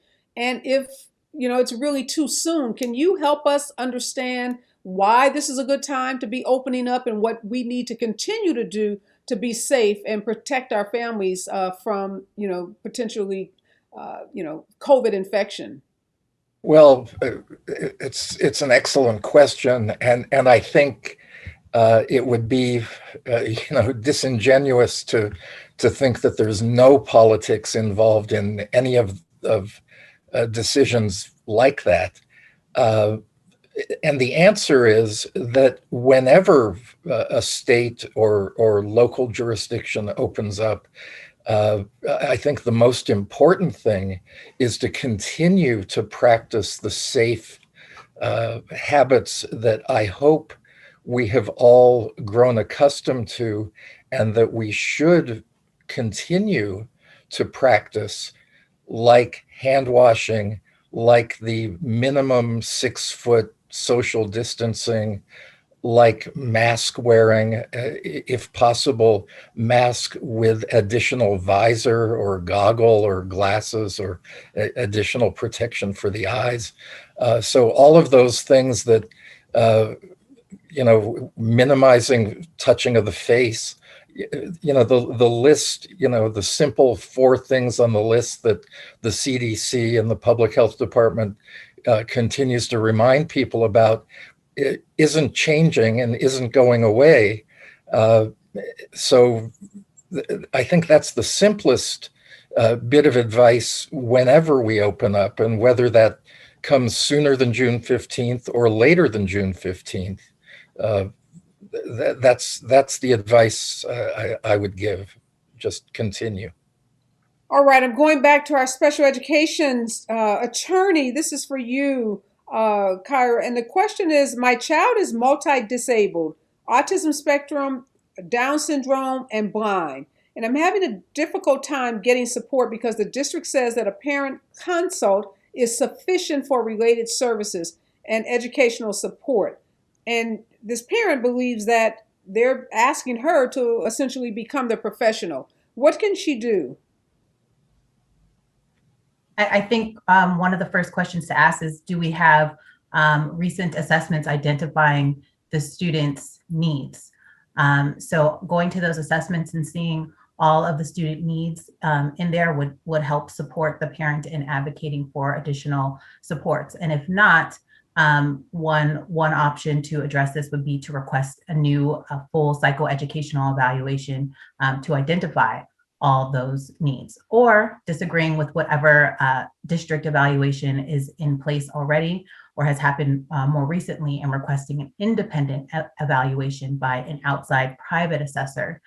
So you have someone independent from the school district telling you what their professional opinion is in terms of the necessary services, supports, and placements. So getting an assessment And then I'll go back to the three things I said earlier in terms of a parent toolbox in special education advocacy. There's always requesting an IEP meeting and advocating for the services and supports your child may need, and going in there with proof of those requests, whether it be doctor's letters or work samples, videos, and things of that nature, or going the due process route and consulting with an attorney, I strongly recommend, and then filing for due process to get those very necessary services and supports for the student. Because given the disabilities that you mentioned, I seriously doubt that parent consultation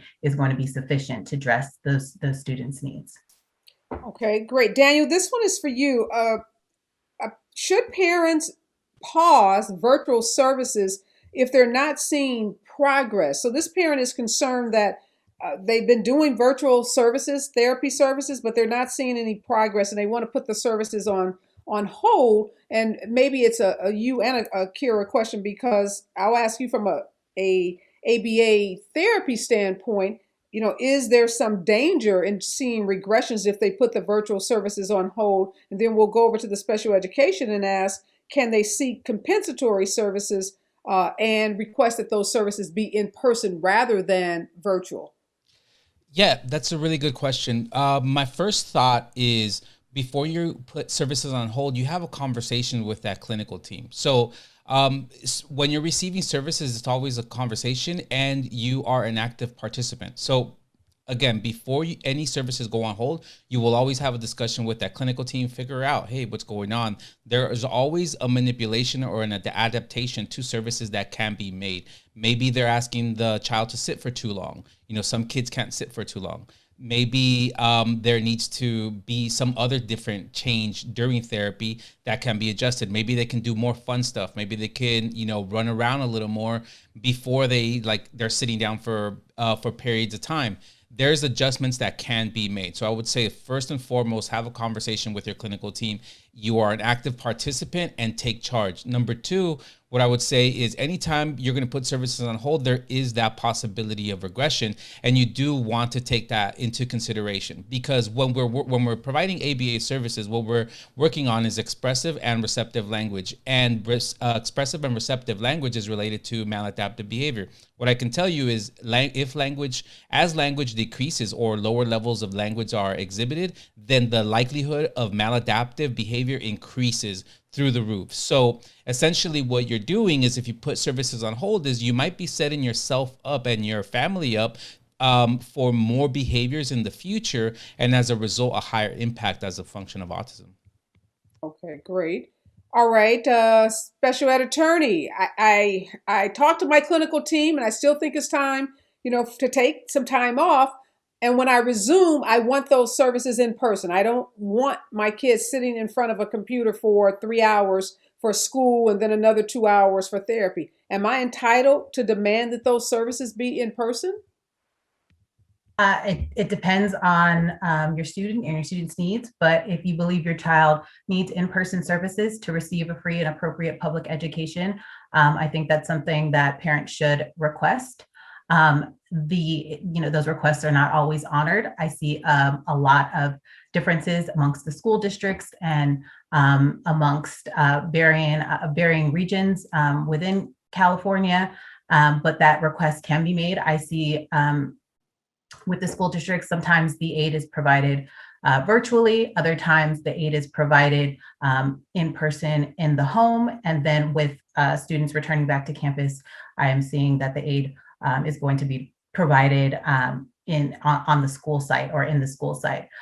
This is a really tough question, and I think a lot of parents and advocates and attorneys are hearing this question a lot.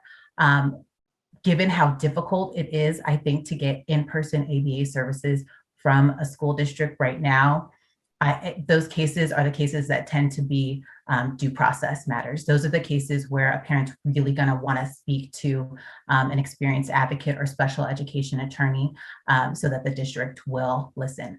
I'm not going to lie, those are really, really tough cases. Yeah, I would imagine. I'm thinking back to my days where I was actively litigating IEP and administrative law cases for families, and I'm sitting here thinking, yeah, that's going to be a tough case to win too. But glad, and I agree with you. Definitely, probably need to speak to a trained advocate or a special education attorney. All right, Dr. Geschwin, 5 years ago, you were on a stage at Tools for Transformation. We were at the Junior Blind of Los Angeles. It's since changed its name. And we talked about when there would be a cure for autism. You told us then that you thought in 10 years you would have, we would see in the scientific community some significant advances. So we're not 10 years out from that conversation, but we are 5 years out from that conversation. Are we, at the halfway mark of getting those answers to both cause and possibly some kind of, I won't say cure because maybe that's too big of a word, but help us understand from a science standpoint, how close are we to understanding a whole lot more about autism? Yeah, it's a great question, Ariva, and I thanks for actually asking that. It's uncharted territory, right? It's an area that's uncharted. It's an area we haven't even, it's a world that we can only imagine right now, right? But what has happened extraordinarily rapidly is made amazing progress in identifying genes. And so what that did is it brought literally dozens of biotechnology companies and pharmaceutical companies, a lot of investment in creating new treatments because now there's a mechanism or target. It's like in cancer. Now, when people get sequenced, there's specific drugs for specific genes. And so that's what's being worked on. There have now been several small trials for drugs like that. And none of them have been successful yet, but they're extremely primitive and just getting started. They've actually taught some really important lessons. So I'm still super optimistic, whether it's 10 years or 12 years. I think I gave it with said I was an optimistic person when I said that. And I am, because you have to be optimistic and you have to believe in this, which I do believe in this. It's worked in other medical conditions. And, the difficulty is that we just know less about the brain than about other organs. But what's going to happen is there'll be treatments that are specific for certain kinds of autism with certain kinds of mutations. And that will be a small, but that will be the kind of breaking of the dam, so to speak. I mean, in a positive way, not in a bad way, but that will be like the first opening, getting in there, breaching the fortress in a way. But there, in other ways, there have been really nice advances. Some of my colleagues like Connie Cassary have been moving what were very difficult and kind of on-premises types of new cognitive behavioral type interventions that would occur in a laboratory at UCLA. They're now moving those out into the schools and out into the communities. And so I'm also optimistic. We're not just going to depend upon drugs. We're going to depend upon, behavioral therapies as well. It's likely to be a combination of all of those. So I am optimistic. There is progress, and especially with nonverbal kids. They've made Connie's group has made quite a bit of progress. Again, it's progress. It's not cures. But let me try to pin you down on a number, Dr. Geschwin, just because as a lawyer, I like to think in black and white terms. So any prediction in terms of when those drugs, and I agree with you in terms of the behavioral strategies, we have to continue to make advances there, which is why I'm so proud of the Special Needs Network's ABA team, because they are, making headway, providing that culturally competent care in homes, in tough neighborhoods throughout Southern California. So we know the importance of that kind of care. But on the drug treatment side, are we 5 years off from, getting to something that you would say is going to show some level of efficacy?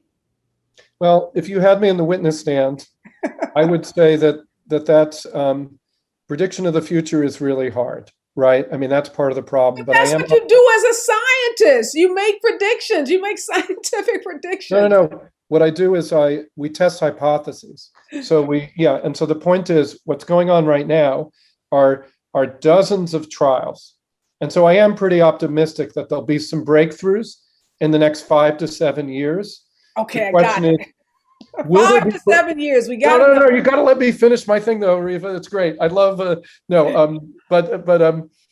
yeah, 5 to 7 years there'll be some breakthroughs, but it will be in small cohorts of patients, right, with very specific mutations, and that's how it kind of started in cancer. And then we'll have to see who those, who are the right patients. I mean, part of it is what I call precision health, choosing the right patient for the right treatment at the right time. And that's a whole area that we really need to move forward in, both on the behavior and on the drug side. So anyway, I'll leave it there. But thanks for the question, and thanks for the fun.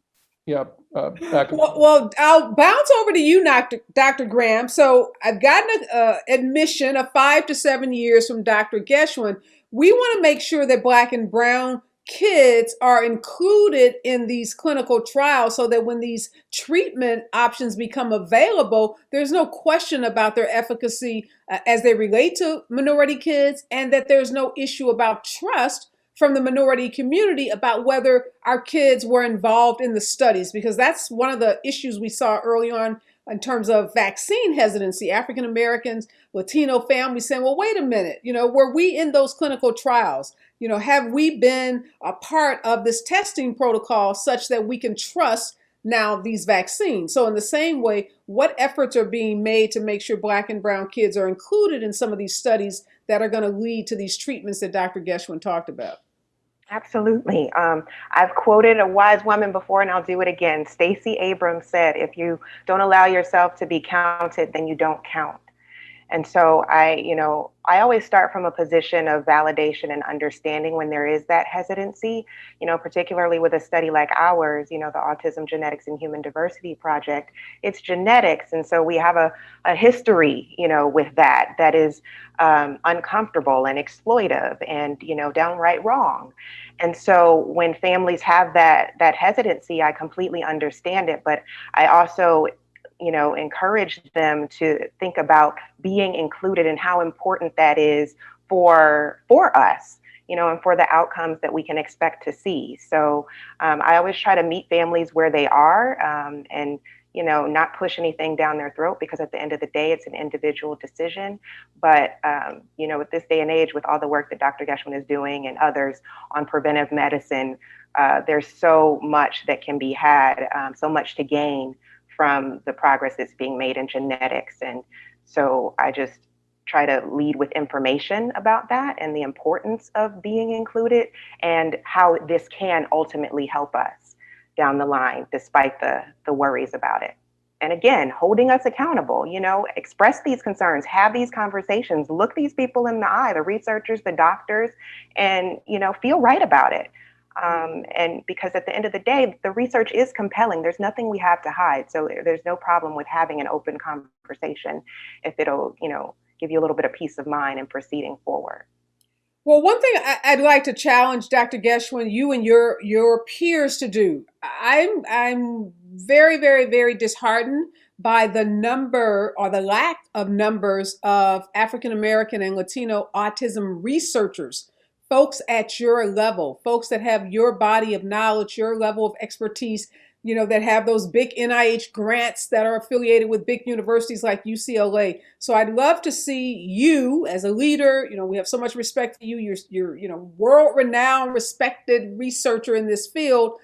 We need folks like you pushing the envelope so that we can see more Black and Brown researchers. I was trying to find someone for this panel, and it was a Herculean task, and I'm not sure we were successful. Obviously, Erin is here. We're so grateful to have her as a part of this team, but the numbers are just too low. That's it. Can't say anything better. And that you are so right, and it's something that actually is painful for me to acknowledge, as I'm sure it is for you. It's believe it, it's very, very painful for me and disappointing. And the issue is that we have to start early. Like, for me, I saw people like me in my job. It was like a job where I could see, I can do that job because there are other, middle-aged Jewish guys doing that job, right?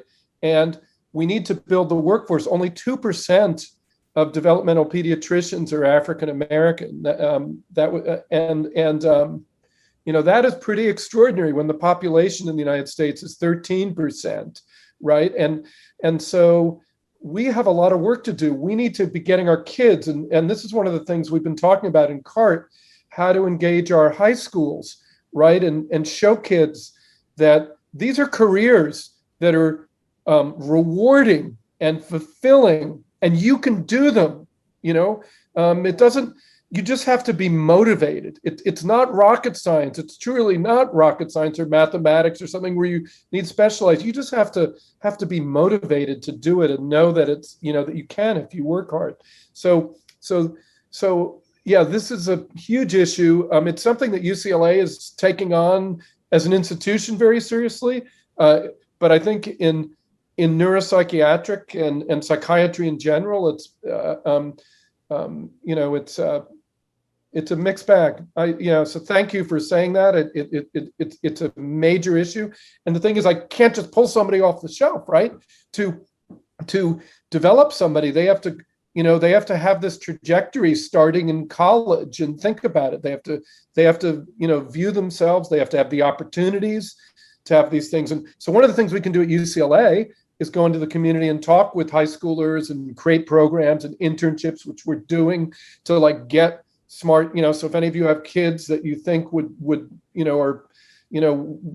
take them and then we have to give them the opportunities to see this through and support them. So one thing about UCLA as a state school, though, I'd have to say one of the extraordinary things for me has been, especially because we have such a amazing Latino population in Los Angeles and in Southern California in general.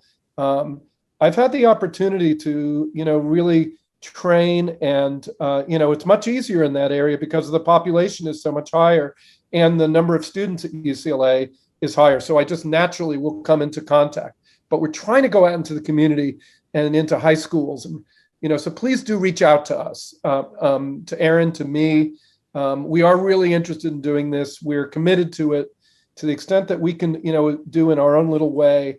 This is an essential thing we have to do. Yeah. So I'm sorry for. No, I'm glad to hear that commitment from UCLA. We've been definitely pushing, USC,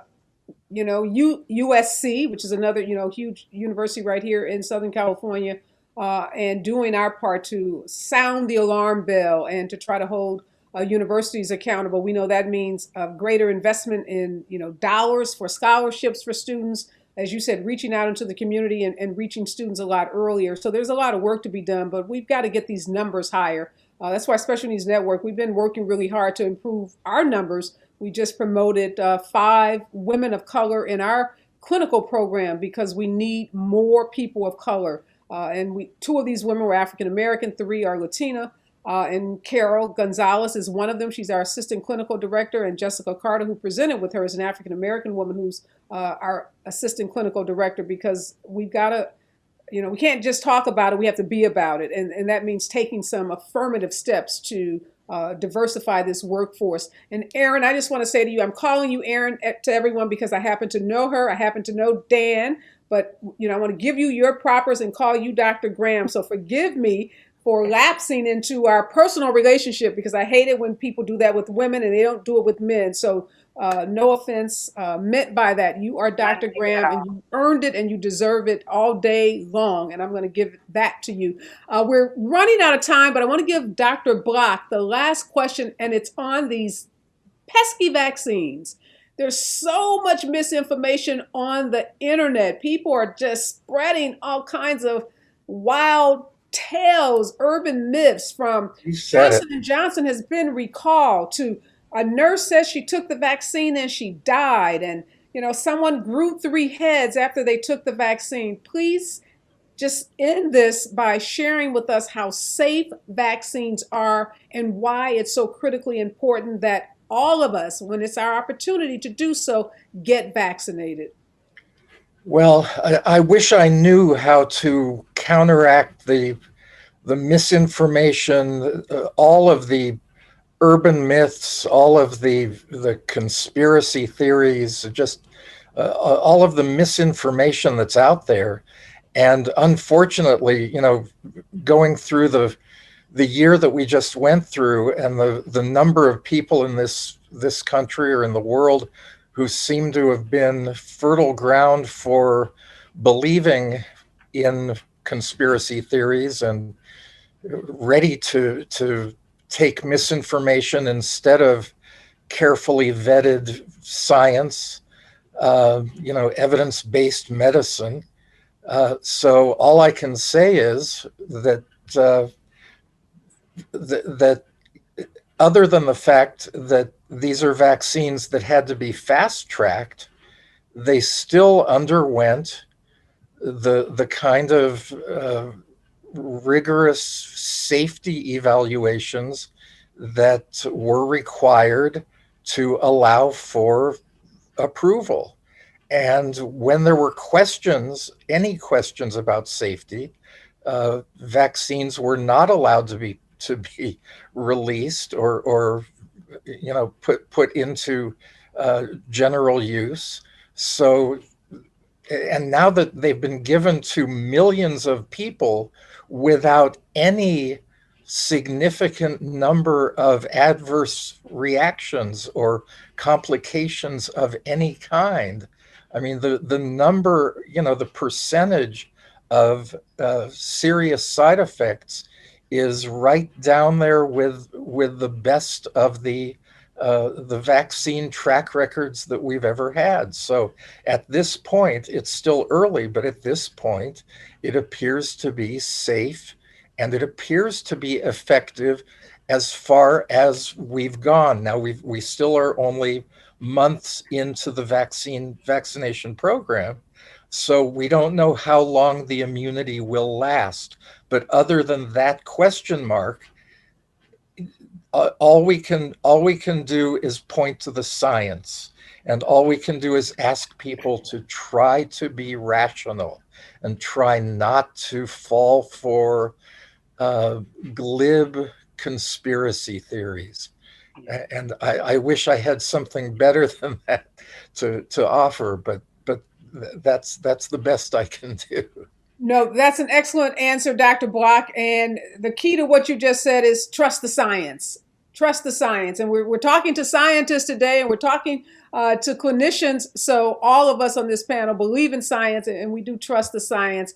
Well, it's unfortunately that time where I have to end this panel. There are lots of other questions. We're going to try to post answers to your questions even after the conference is over. I just want to give a really big special thanks to Dr. Block, to Dr. Graham, soon to be Dr. Mendoza, maybe after listening to this panel, to Kara Clipper, Dr. Geschwin, and to Carol Gonzalez for joining us. These are the nation's leading experts in their fields. They're the best in the business. We are honored to have had 45 minutes with them this afternoon for them to share their expertise, their passion for helping kids, families, and communities. I hope that you got as much out of this conversation as I did. Always grateful to be able to sit down with such, incredibly smart people and share information to our many, many participants. We had close to 1,000 people register for this conference. We're going to continue to share it online. We hope that hundreds of thousands will get a chance to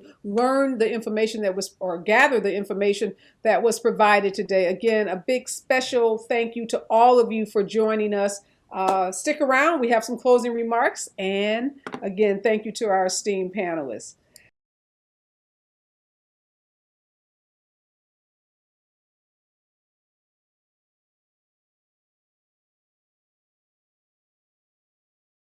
Thank you to all of our presenters today. It has been an absolute pleasure guiding you through all of these thoughtful and inspiring workshops. And thank you to SNN for inviting me to be a part of this illustrious afternoon. And thank you for all that you are doing for kids and families throughout the California and throughout the whole nation. So we will now take a short 3-minute break. When we return, our interactive live panel will begin. This live portion of our day will be moderated by our very own SNN president and award-winning civil rights attorney, Ariva Martin. Thank you all so much for allowing me to help moderate this event. I've learned so much from the presenters, and the ability for me to sit here and help do this really showcases how people on the spectrum can do anything that they set their minds to. In regards to myself, I am a screenwriter, performer, visual effects artist, public speaker.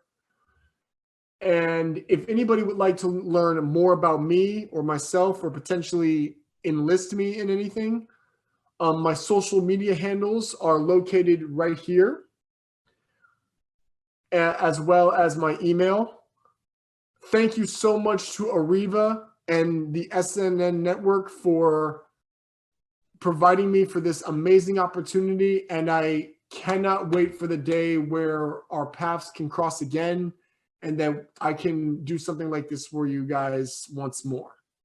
Thank you so much to everybody. Having the most amazing and blessed day. God bless, and happy Autism Awareness Month. All right. This has been an amazing, amazing afternoon. I just want to again thank everybody that participated in today's conference.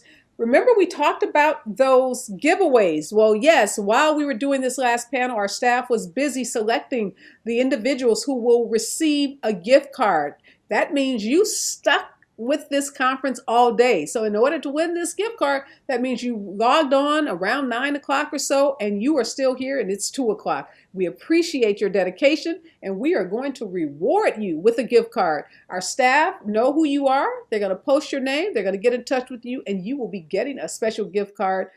Compliments of Tyrone Turner. Tyrone is a big supporter of Special Needs Network. He runs some adult group homes here in the Los Angeles area, and he was so generous as to gift Special Needs Network some giveaways that we could provide to participants at today's conference. So a big thank you to Tyrone Turner. Again, thanks to all of our presenters, our musical talent, our moderators, our congresswomen, who joined us this afternoon, our city council members, all of you, our guests, the Special Needs Network staff. You did an outstanding job of pulling this together, planning and executing a conference. I'll just leave you with some words of encouragement. You know, we face a lot of challenges, but we have heard some strategies. We got some tools today on how we face those challenges in a united way, how we use our voices to rise up, to speak up, and to address systemic racism and to address the challenges that our kids face so that our kids, the kids that we love, the kids in our community, get the best in treatment and services so that they can live their best lives and they can thrive, because that's what we do at Special Needs Network. Our mission is to improve the quality of life of kids with autism, kids on the spectrum, kids with special needs, because we know that all kids matter. Thank you for joining us this afternoon.